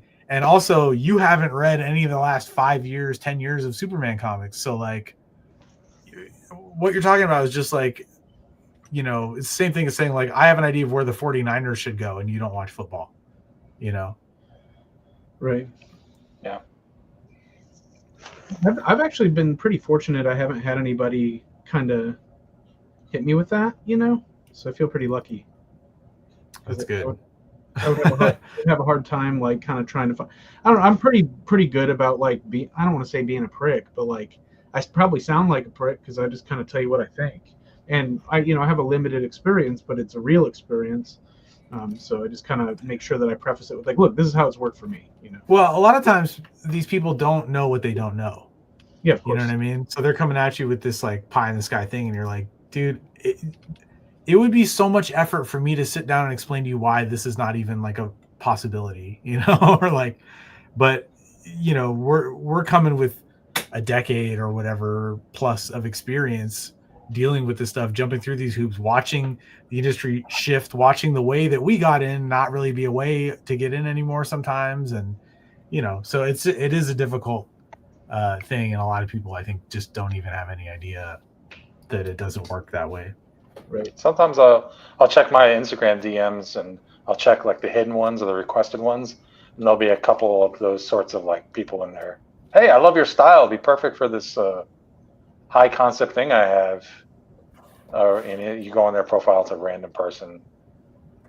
Yeah, and they're just like, so that kind of thing happens a lot. I've had a lot of people who are basically like, hey, so I want to. It's not them asking me to get them a job, but they're kind of like, I want to do this like 6-volume tome about my D&D character, and it's like, you don't want to do that, man. Like that's not even possible. Like you're lucky to get 6 issues of anything, even like Marvel and DC will have stuff die on the vine because it just doesn't get orders, Well, so yeah, it's just like people often don't have an understanding of the market or anything, and we have to field a lot of those questions, and it can just be a thing. So yeah, that was my number one that came to mind. I got a couple more if you guys. Tony, you got one?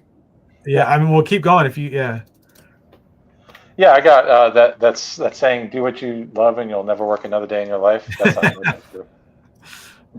I find that like that means you'll probably end up working every day of your life because you love doing it. So, and sometimes it's for fun, but most of the time it's work. And then, and I'm not saying that in a negative context, I'm saying like, oh, it's so hard, but it's a job, and sometimes you wake up and you don't want to draw the thing you're drawing, you want to draw something else, but you got to draw that, or you don't want to draw at all and you got to go to work. Yeah. Or you just want to go to bed, but the deadline won't allow that. Like, or you spend time with your kids or your wife or something, I'm talking about my situation right now. Same. That's right. Dude, I haven't had a day off in almost 2 months, and that's not a brag. That sucks. But it just is the way it happened because I got a project coming up that I got to finish this one double time now so I can start that other one because it had a different timeline. Yeah, man. I've had a job since I was 15. Like I've been steadily employed for, going on 25 years now. And I've worked 10, 12 different kinds of jobs, like different jobs, doing all kinds of different stuff from manual labor to retail to service industry to sales. And drawing comics is the hardest job I've ever had, Sure. Like manual labor was awesome, dude. It was so straightforward. You show up, you do the thing, and you go home when you're done, and you get a good night's sleep. So yeah, definitely the most work I've ever done is in this job. Yeah. Yep. Yeah, it's a good one, Tony. Thanks. If I had, since we're just presenting one, I would say there's a misconception about the value of free work. I think there's this sort of dialogue that goes around that, like, don't give away your time and this, that, and the other. And I think that like that's coming from a good place of not wanting to be exploited. But I think like as a universal rule, it's kind of foolhardy. Like I think that unless you absolutely need that dollar, right? Like then, of course, like you have to take care of yourself. But I think people end up hamstringing themselves and missing out on good opportunities, not just of work, but of relationships with people that they really gel with, by virtue of not wanting to like kind of, because ultimately there has to be a point in comics, especially if you're creator owned or like you're trying to make something where you like skin in the game is mutual. And that's one of the hardest things that I think like people have a hard time understanding is like sometimes your friends just need a cover and you're friends and you can help them out, But there's a dialogue that goes around that like you can't do anything for free, and I think it can be misguided, because like I don't think I don't know. I just don't think I'd be where I'm at if either I haven't done things for free for people or they've done things free for me. Because we just care about each other. And I don't think that's a rule of life where you should just be willing to throw away your time for other people all the time in favor of what in some invisible reward. But I think you just kind of have to go with your gut and be like, sometimes I just want to contribute to this. And also, the art of pitching is nothing but free work. Like, that's how I started out too. It was like I had a regular, I was bartending, so it wasn't my main source of income. So I would just work on projects with writers who I got along with, who I found interesting, like cool projects, and I'm like, oh, I get to draw 5 pages of this for a pitch or whatever, and I get to work with Steve Orlando and James Asmus, and now they're friends of mine for over like 15 years. Because sometimes that pitch doesn't go anywhere, but sometimes they're like, hey, I have a fill-in, like, what about my my friend Tony or my friend Brian or whatever, like when they get a job somewhere else or whatever. I just think like thinking about drawing is not just like an hourly job, but also an investment. Has proven to be useful to me. I totally agree. I broke in doing a book that I did for free with a friend, and he did it for free too, and that was our calling card. Comics is interesting because like you, I'm not advocating that people don't get paid or anything, but there is like when you're starting out, there is a thing where you have to show what you can do, and it's very rare that you're going to find an opportunity that's going to pay you a living wage to show what you can do when you're starting out, right? You got to pay your dues before you pay the rent. That's what Pavement said, bro. But right, I mean, it really is like it's kind of like that saying, you got to spend money to make money. But in this case, the spending is your time and your effort as an investment, like you said. But equity. Yeah. Well, my first book I got paid. My second one was for Marvel. But otherwise, you guys are right. I'm playing. Well, I mean, that's why I try to avoid making it a universal rule, right? Like, I just think there's a misconception about this. Because people love to just create fucking immovable laws about things because nuance is apparently just too fucking hard for, like, the internet to parse out. Yeah. And I think it's useful to kind of keep in mind that not everything has to be a certain way. No, I definitely agree with that. I mean, like, I was joking, but that was just because, like, the first books I did, they were just, like, ash cans and stuff. Like, I was just fucking around. And then, like, I did a ton of stuff for free just to learn how to draw, basically. But the first, like, job I did was fine. The second job I did was Marvel. But, before that, there was, like, a near decade of just fucking around. Right. So, I agree with that. And I think that and not to belabor the point, right? But, like, if you want someone to hire you to, like, so there's a labor, like, issue. Maybe that's the wrong phrasing. It's so much fucking labor to make a comic book that, like, if people can't see that you can even handle the labor, like, period, they're not going to want to throw money at you in, like, to do a job that they don't know if you're going to be able to do the amount of That's work. The thing. Yeah, it really is like you have to have work experience for comics. Like, you can't just walk into it, If you show somebody that you can handle a 24-page comic or whatever, like, and you can hand them that tells them that you can handle 24 pages, like, right. Period, It's almost like an internship, right? It's almost like you're doing an unpaid internship to learn the skills of the job in a practical application. And, I don't think it ever gets looked at like that, but that is a pretty analogous thing to what we're talking about. Yeah, my thing, my myth conception is that you need all this fancy shit to learn how to start making comics. Like, I feel like a lot of young people think that they need, like, Photoshop or, some, like, tablets and, like, all this fancy shit, all these gizmos and gadgets, these fucking doodahs or whatever the fuck. All you need is to have that dog in you. All you need to do is get it out the mud. Some motherfuckers, they invest so much money into this bullshit, and all you need is a fucking pencil, man. And some paper. That's what I did. You don't even have to draw good. Like, just make the shit. Like, you don't even have to draw good and motherfuckers get attention. Yeah, it really is that thing. A lot of people will procrastinate by going, well, I can't do it until I get the right tablet, or I need the right software. And it really is like, no, you can do this shit, with the most basic and cheap Like Ramon was, joking a few years ago on Twitter about, he was doing his old school pro bit, and he was Not a talking bit, about very like real. people with their light brights and their whatever, talking about Cintiqs and stuff. And somebody was like talking about how it was privileged to be able to like That was afford awesome. drawing supplies or something, and we were like, That's what I miss Dude. most about Twitter. yeah, like paper and pencils is like literally the cheapest form of entertainment anyone could possibly, like, you can find those. You know what I mean? Like The idea that you like walk into a you're- bank, they got a whole bunch of drawing utensils sitting right there. walk into an IKEA, you got a handful of pencils, dude. Just like that.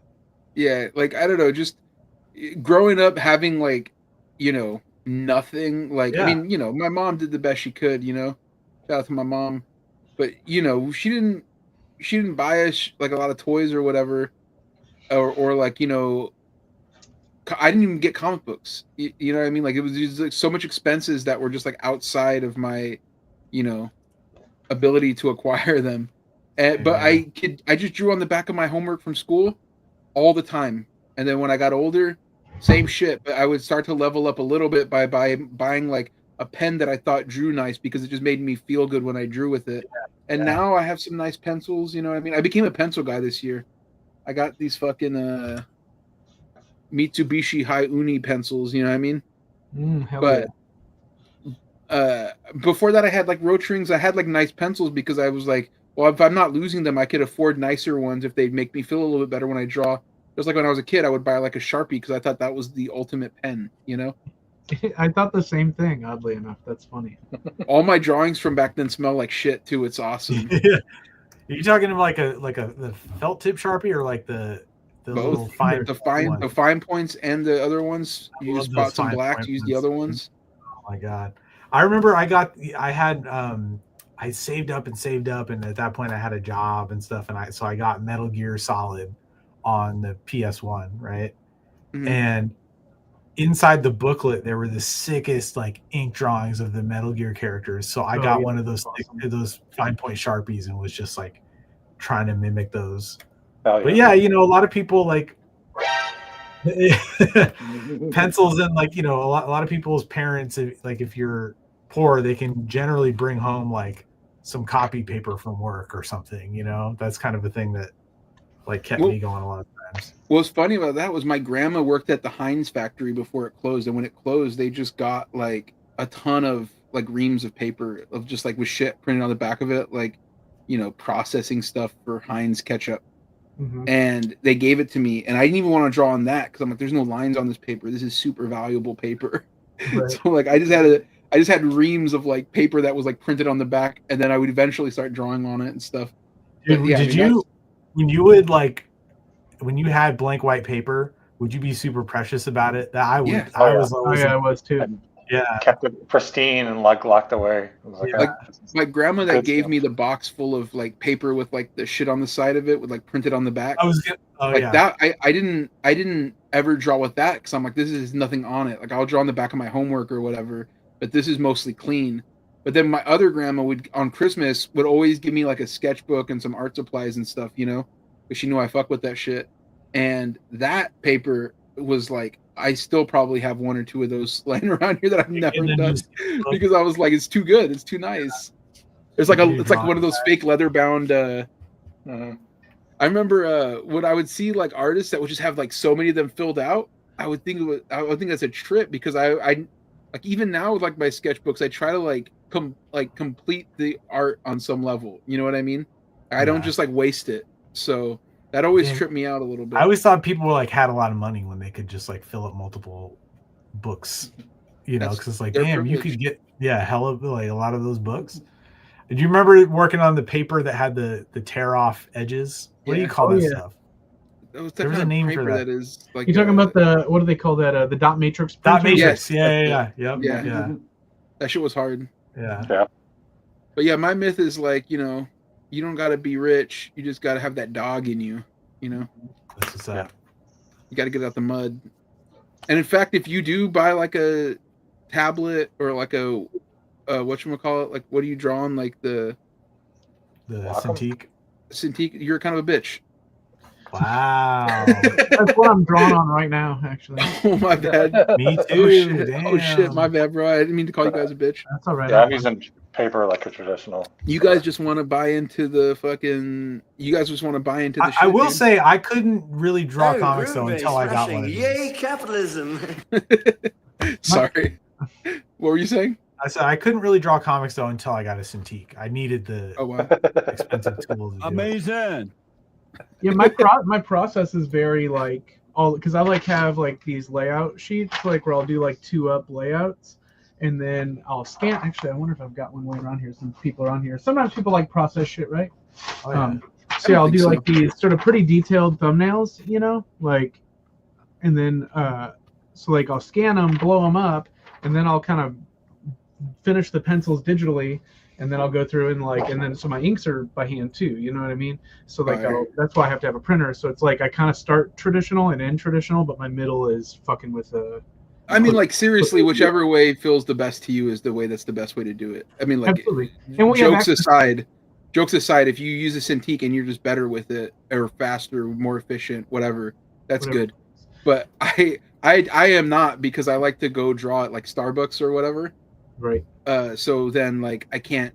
I guess I could bring an iPad with me. I don't, but I don't want to like spend like $1,000 to like give Apple money or whatever. Well, I think too, like any of us have all tried different stuff. Like I used to work 100% on paper. I would like to get back to it, but I just, you know, I do a lot of.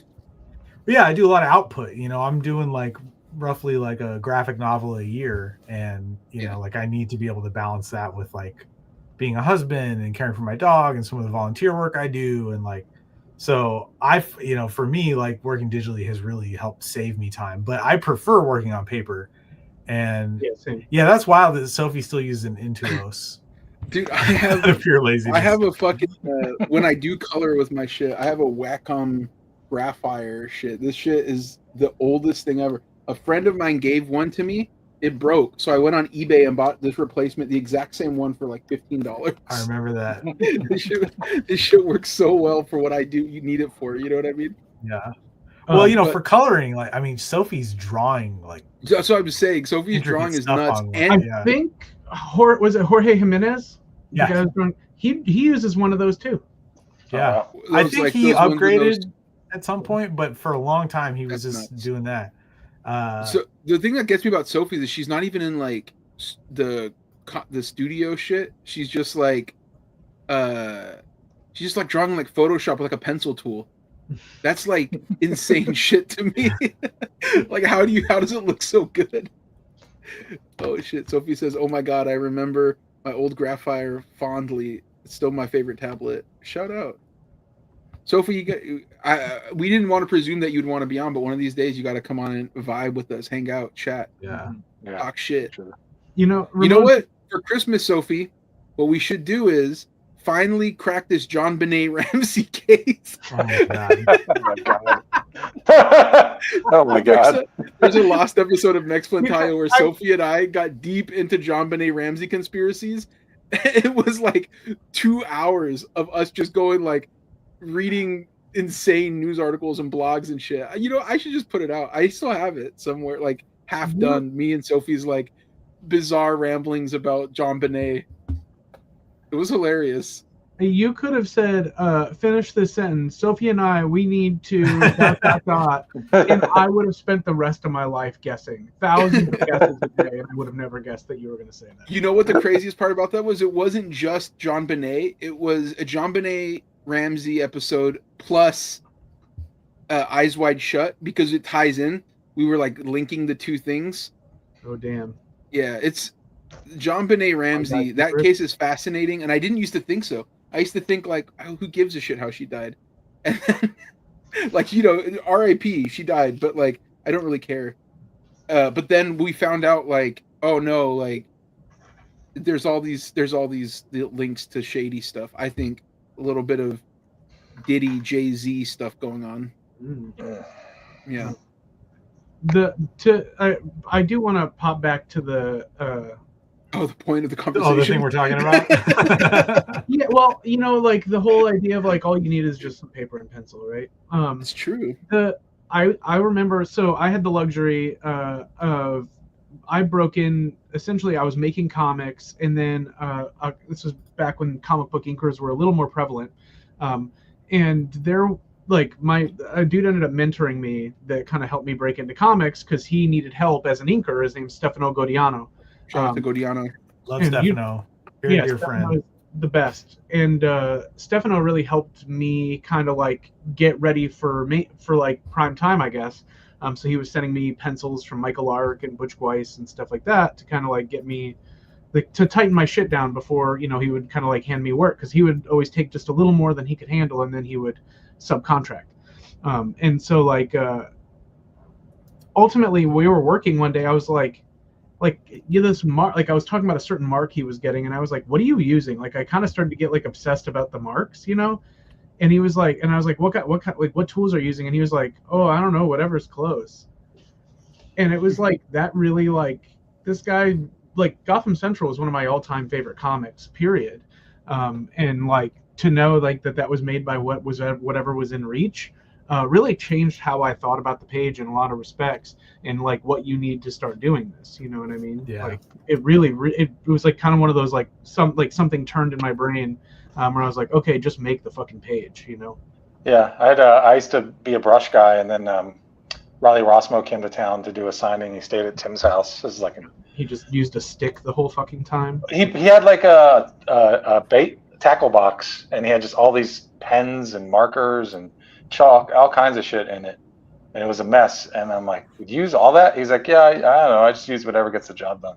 Yep. And that just stuck with me. I was like, yeah, he's right. Like, why am I so dogmatic about a fucking tool? Riley's a freak too. Like he's got such a great looking stuff. Nothing really looks like it. The big running gag with Riley is like, if his work looks a little different, you just ask him if he got a new stick to draw with. Because all of it just looks like he's drawing with like he's mastered the stick drawing. It's crazy. Yeah, he's fucking great. He's so good. You don't have to get it. You don't have to go to like a fancy art store or like buy the shit out of it. You can just get it wherever. You can get it from Costco. You know what I mean? Yeah.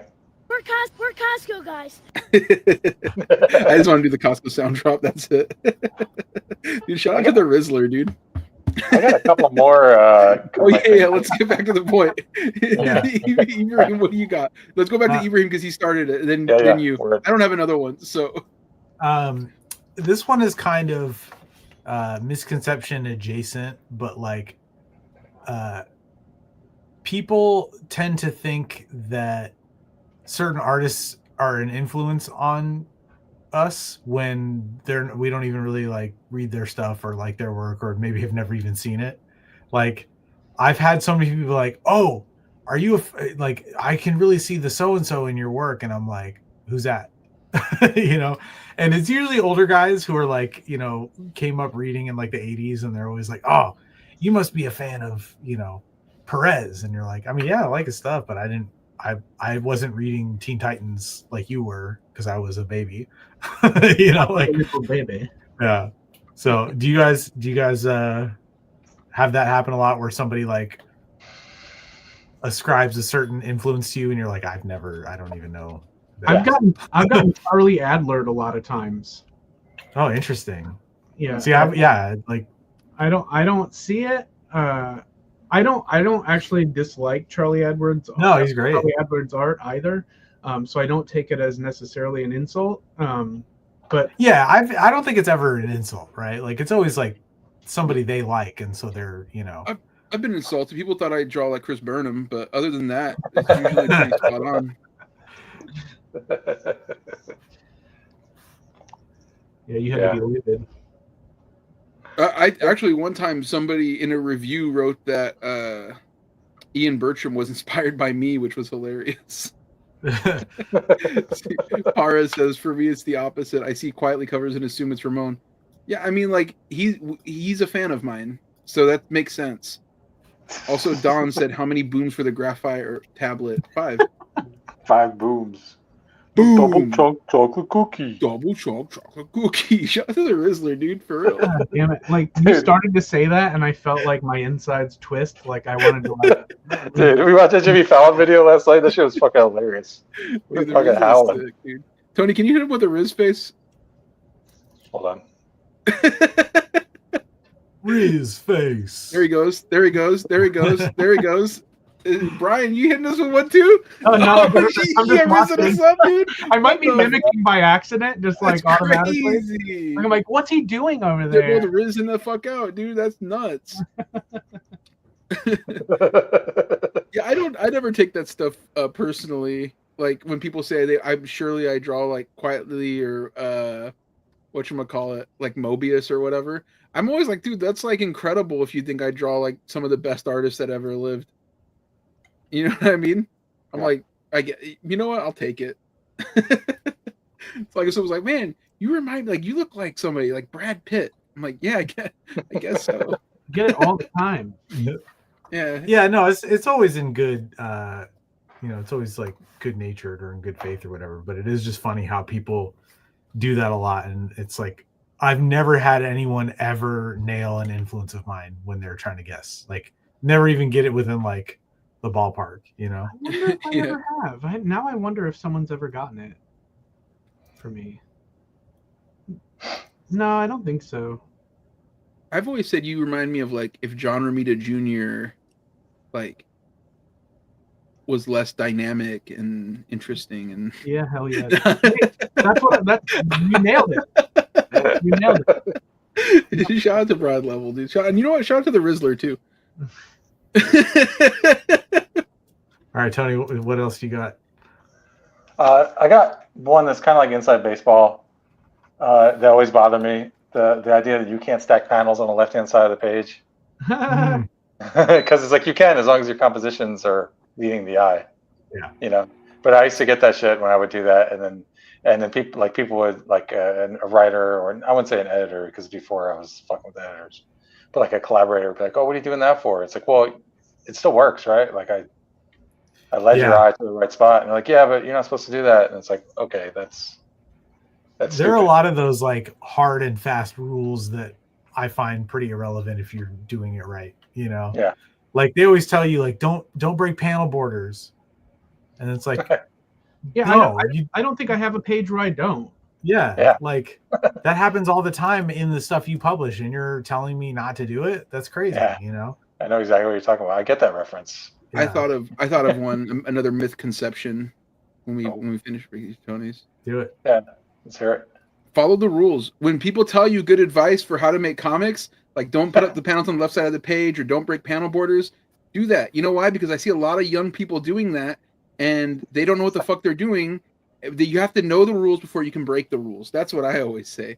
Like when I started working, I would like try to do that shit. And I remember me and my boy Craig was going to the Kubert school and he had me just do one of his assignments and I sent him it for like a critique. And he was like, have you ever read a comic before? And he just tore apart the storytelling on it because it was bad, you know? So then from that moment, I said, I'm only going to do like grids. I'm only going to be in the box. And I looked at like quietly. I'm like, if it's good enough for him, it's good enough for me. Like he doesn't need to do all that extra shit. So I'm not going to do all that extra shit. I got really good at storytelling. And then after I did, now I break it all the time. Now I do whatever because I'm very confident with it, right? But you have to know clarity before you can start like mixing things up. It's like, you know, it's like cooking with like a really overpowering ingredient where like if you fuck up, you know, if you use that, it'll fuck up the whole thing. But if you're like a master chef, like, you know, we are, you know, we're like the Iron Chefs kind of deal. Like I'm obviously the French one. What's that? I'm a 2-time Iron Chef actually. That's fire. I think that part goes without saying though. I think what Tony's talking about, Tony, correct me if I'm wrong, is like once you have learned all the rules and mastered them or whatever, people still just think you shouldn't do it because it's a rule. And it's like, well, no, you know, even make it work. You know? Yeah. Well, because like when I was trying to break in and starting out, I dove deep into storytelling and figuring out all the little tricks of the trade and the things I could do and get away with. So I tried. I go back to the fundamentals. Maybe I get more work. I don't know. Maybe, I'm just maybe playing. Continue. But I was like, I understood the concept of like why you wouldn't stack on just the specific example, like why you wouldn't stack on the left. But then I'm like, all right, but yeah, you can do this, competently, and you can actually make a dynamic, narrative this way. And I figured that out, and it worked, And people will still be like, well, but you're just not supposed to do that. It's like, yeah, but that's not a reason. Also, not to sometimes if it's purposeful, if there's a reason why, then it makes sense. But lots of times when you're working on a script where the writer doesn't necessarily understand visual storytelling, so you kind of have to accommodate for things, and you're like, all right, let me do it this way because this is, the way I can get the characters in a position for the final couple panels where like the person who's speaking first can be on the left hand side of the fucking panel instead of right. Yeah, a lot of times too. I find that it'll be like whenever I really need to break a rule, it's because I'm going for something specific. I'm doing some kind of like an intricate layout and I'm guiding the eye through it. So it's like, don't worry, like you'll know where to go, and then sometimes they'll be like, well, but to the reader, it's like, they'll figure it out. Just like every time you figured it out when you've been reading one, I would say like, to your point, you were like, oh, it goes without saying, like it does for this conversation, like what Tony said, but in general, I would say advice to any young artist, follow the rules. If we're talking to young artists, absolutely. We're talking about misconceptions of like if you're talking about again the master chefs, don't tell a master chef how to cook, baby. I wouldn't tell master chef not to work for free either. I'd be like, no, you got to get your money. Right. Master chef, when you're chefing like that, they don't tell you what to do. Yeah, don't be dumb. It's taking all of my power to not kind of start asking you guys about like why you approach layouts the way that you do, because like to me that's the most thought consuming part of the process to me. How much energy I put into like layouts and thumbnails and like just the storytelling part of it, because I think that like what I realized for myself, I don't really break panel borders when I do a crime comic. But I do if I do a superhero comic, because like intentions are different and the sort of expectation is different, and I have to spend so much more time like kind of in different areas, and I just find that like that whole part of the process is, to me, like that's the most interesting part of making comics, because it's like the most pure comic book part. For me, it's like me specifically, it's like I said, it's mostly about clarity, because I think if you can't tell the story visually on the page without any words, then you on some level are failing your job as a storyteller on the page. And so it should be that first, and the easiest way to do that is to be as clear as possible. There are instances though where you don't need to do that. Like, if you're trying to be, it's like if you're watching a movie and there's like all these quick cuts and edits and shit, and they're trying to do something interesting, but what they're not trying to do is to explain what is happening in that moment. Well, then that's different. The same with like an action movie where like you have a big shot with like a bunch of explosions and like, the camera's moving like Michael Bay.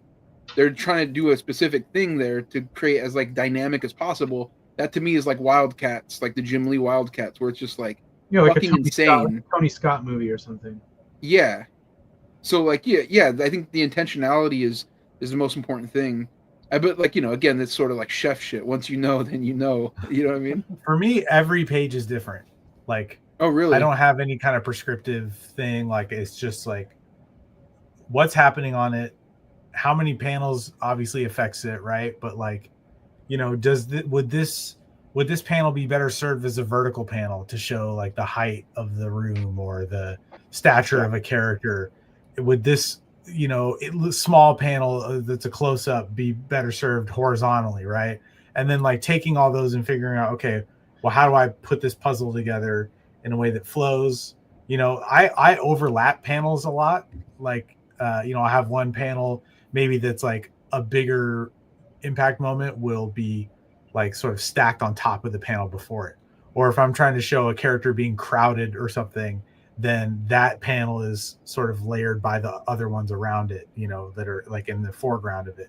So yeah, it's all for me like absolutely dependent on that specific page and what's going on with it.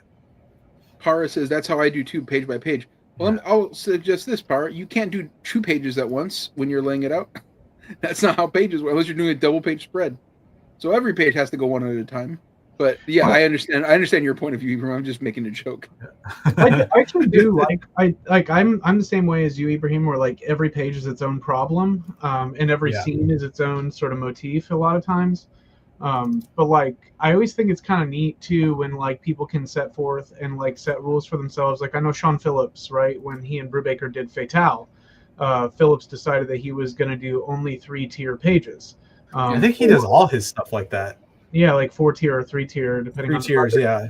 Or Dave Lapham, like operating on the 8-panel grid for all of Stray Bullets, and then only really mitigating it based on like how they were enlarged if they needed to be.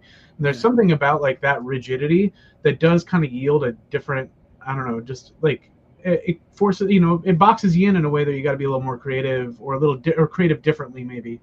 Right. Yeah. I think it's kind of neat. See, I like to do something that's sort of the inverse of that, where like, because every page is different, when I'm calling back to a moment from before in the book, I'll use that same layout from that page, So I love that what that kind of freedom can give you as well. Because like sometimes when you box yourself in like that, you're like, man, there's no, like, I can't show the impact of this moment if it's like a 2x2 inch square like the rest of it. Mara says, what do you think about the last page must always be a big reveal splash convention? Yeah, I don't think that's like that. I think that's old shit for me. Like I've seen comics that do that, and it's like, to me, it just looks like the writer. I mean, generally it's a writer, but I guess it's the writer that always dictates that splash page, and I don't like it either. Yeah, if it's an auteur situation, then that's something they wanted to do. But yeah, like. You can tell that was like somebody who read the Stan Lee How to Write Comics the Marvel Way book or something, and I like to do what's swaggier than that is half a page, so you still have some stuff up top, but the bottom half is basically your splash page. I feel like that's a swaggier convention. I mean, you can definitely have a splash like within a page that has other panels, and right. I think that a lot of times that can be. I mean, it really all depends on the story. I think. The reason I don't like it as a general rule is because I don't like it. I don't like prescriptive comics. I like it when it's like the content dictates how it's presented and not just like I'm following a formula, Yeah. Yeah, because the last panel or the last page last like thing on the page might not be something that's worthy of a splash. It could be a character turning around and giving a subtle comment, that piques the reader's interest about the next issue, and that's maybe best as an insert panel. It doesn't, that doesn't. Yeah. I don't give a shit. I'm kind of the same as Brian. Like, I'll do it. I mean, in fact, I actually really like it because usually that means I have to do less work on that page. Yeah, I was thinking that same shit. Like, me, splashes are more work because you got to draw everything. Like. Not for me. That's how you're cooking, dog, not me. that's the. I'm saying no. If you have a big shot of a character, you generally, you got to show the whole environment that they're in for the most part. Like it's just faster for me to do one figure than like a bunch of them in it. But I hear what you're saying. It's just I'm like everything I draw is going to be kind of detailed, like just in general on these pages. Like if I have to only draw one of them with as much stuff there as possible. It's still less than drawing like even 4 panels with like close-ups at the top or whatever, which is what I like to do. Like I like to have a splash page with some sort of like sequencing built into it if I can. Like I've had so many writers also like that's a lot more work, I think. For me, it is just one splash. One splash versus like a 4-panel, especially if you have close-ups in there. Yeah, like. But I draw a lot. I mean, I'm putting, like. I'm drawing Ivy right now on like a castle wall in the background. Like that's, like I draw Ibrahim. I draw a lot of details too. But you're more textural details. Yeah, it takes forever. Yeah, but like environmental is, your perspective. There's all kinds of shit involved in that too. So that's why for me, like a splash of like a scene is like that's a lot. I just thought like, and maybe this is being contentious, but I don't really find a splash with all that detail to be any more effective than one without it. Yeah. Like if I look at like a Jack Kirby splash or a Walt Simonson splash, and now mind you, I'm working in superheroes primarily, right? So like the rules are a little different, like the form and figure is more important in a superhero comic than any environment versus like science fiction or maybe fantasy, like your environment might play more. and be more important. But generally speaking, if I start adding in backgrounds, I end up muddling the power of the image sometimes. I know Ramon has given me shit in the past for drawing too much, and I think he's been right on certain occasions. Where I'm just putting too much in there, which is from a guy who can't stop fucking noodling on a thing is a funny critique, but he was right. So I think that I mean, they're all different, right? In the end of the day, right. A Face It Tiger, you just hit the jackpot splash is an easy splash, right? Right. If you're zooming out to show oh my God, this character is the only person here on a street that's been destroyed, that's a lot of work, and you need that environmental context, I think. So, it all just depends on the thing. I mean, look, I'm certainly I'm a big fan of doing less whenever possible. Well, and to your point, if that's the type of splashes I'm working with, then they 100% take forever. If it's like an aftermath sequence, or we opened the door to a room full of people with Uzis, like that's fucking taking forever. Right. Right. Sophie says, I don't like splash pages writing or drawing them. And I think Sophie's the best writer and artist of all of us, so I'll just take her word for it. Sophie, my question is, do you like reading them? Oh, shit. I don't think Sophie likes reading comics in general. I don't know the last comic Sophie actually read. Yeah, we're not... Sophie's point of view is more about not doing stuff. So I don't know that that's like a... Yeah, and she's still a beast, though. Oh, for sure. He says, no, I don't like reading them either. Well, the best ever do it. Thank you. Sophie's hilarious. Sure. All right, well, it's 8:40, so maybe we should start wrapping things up since we're 10 minutes over, but we started a little later than we normally do. So it doesn't, we instead of going up front, we went at the end for a little longer. But anyways, where can they find you? Have you on this one, Brian? Yeah, I'm glad I was able to make it. Yeah, man. Yeah. That was a wonderful surprise. Find you, Brian?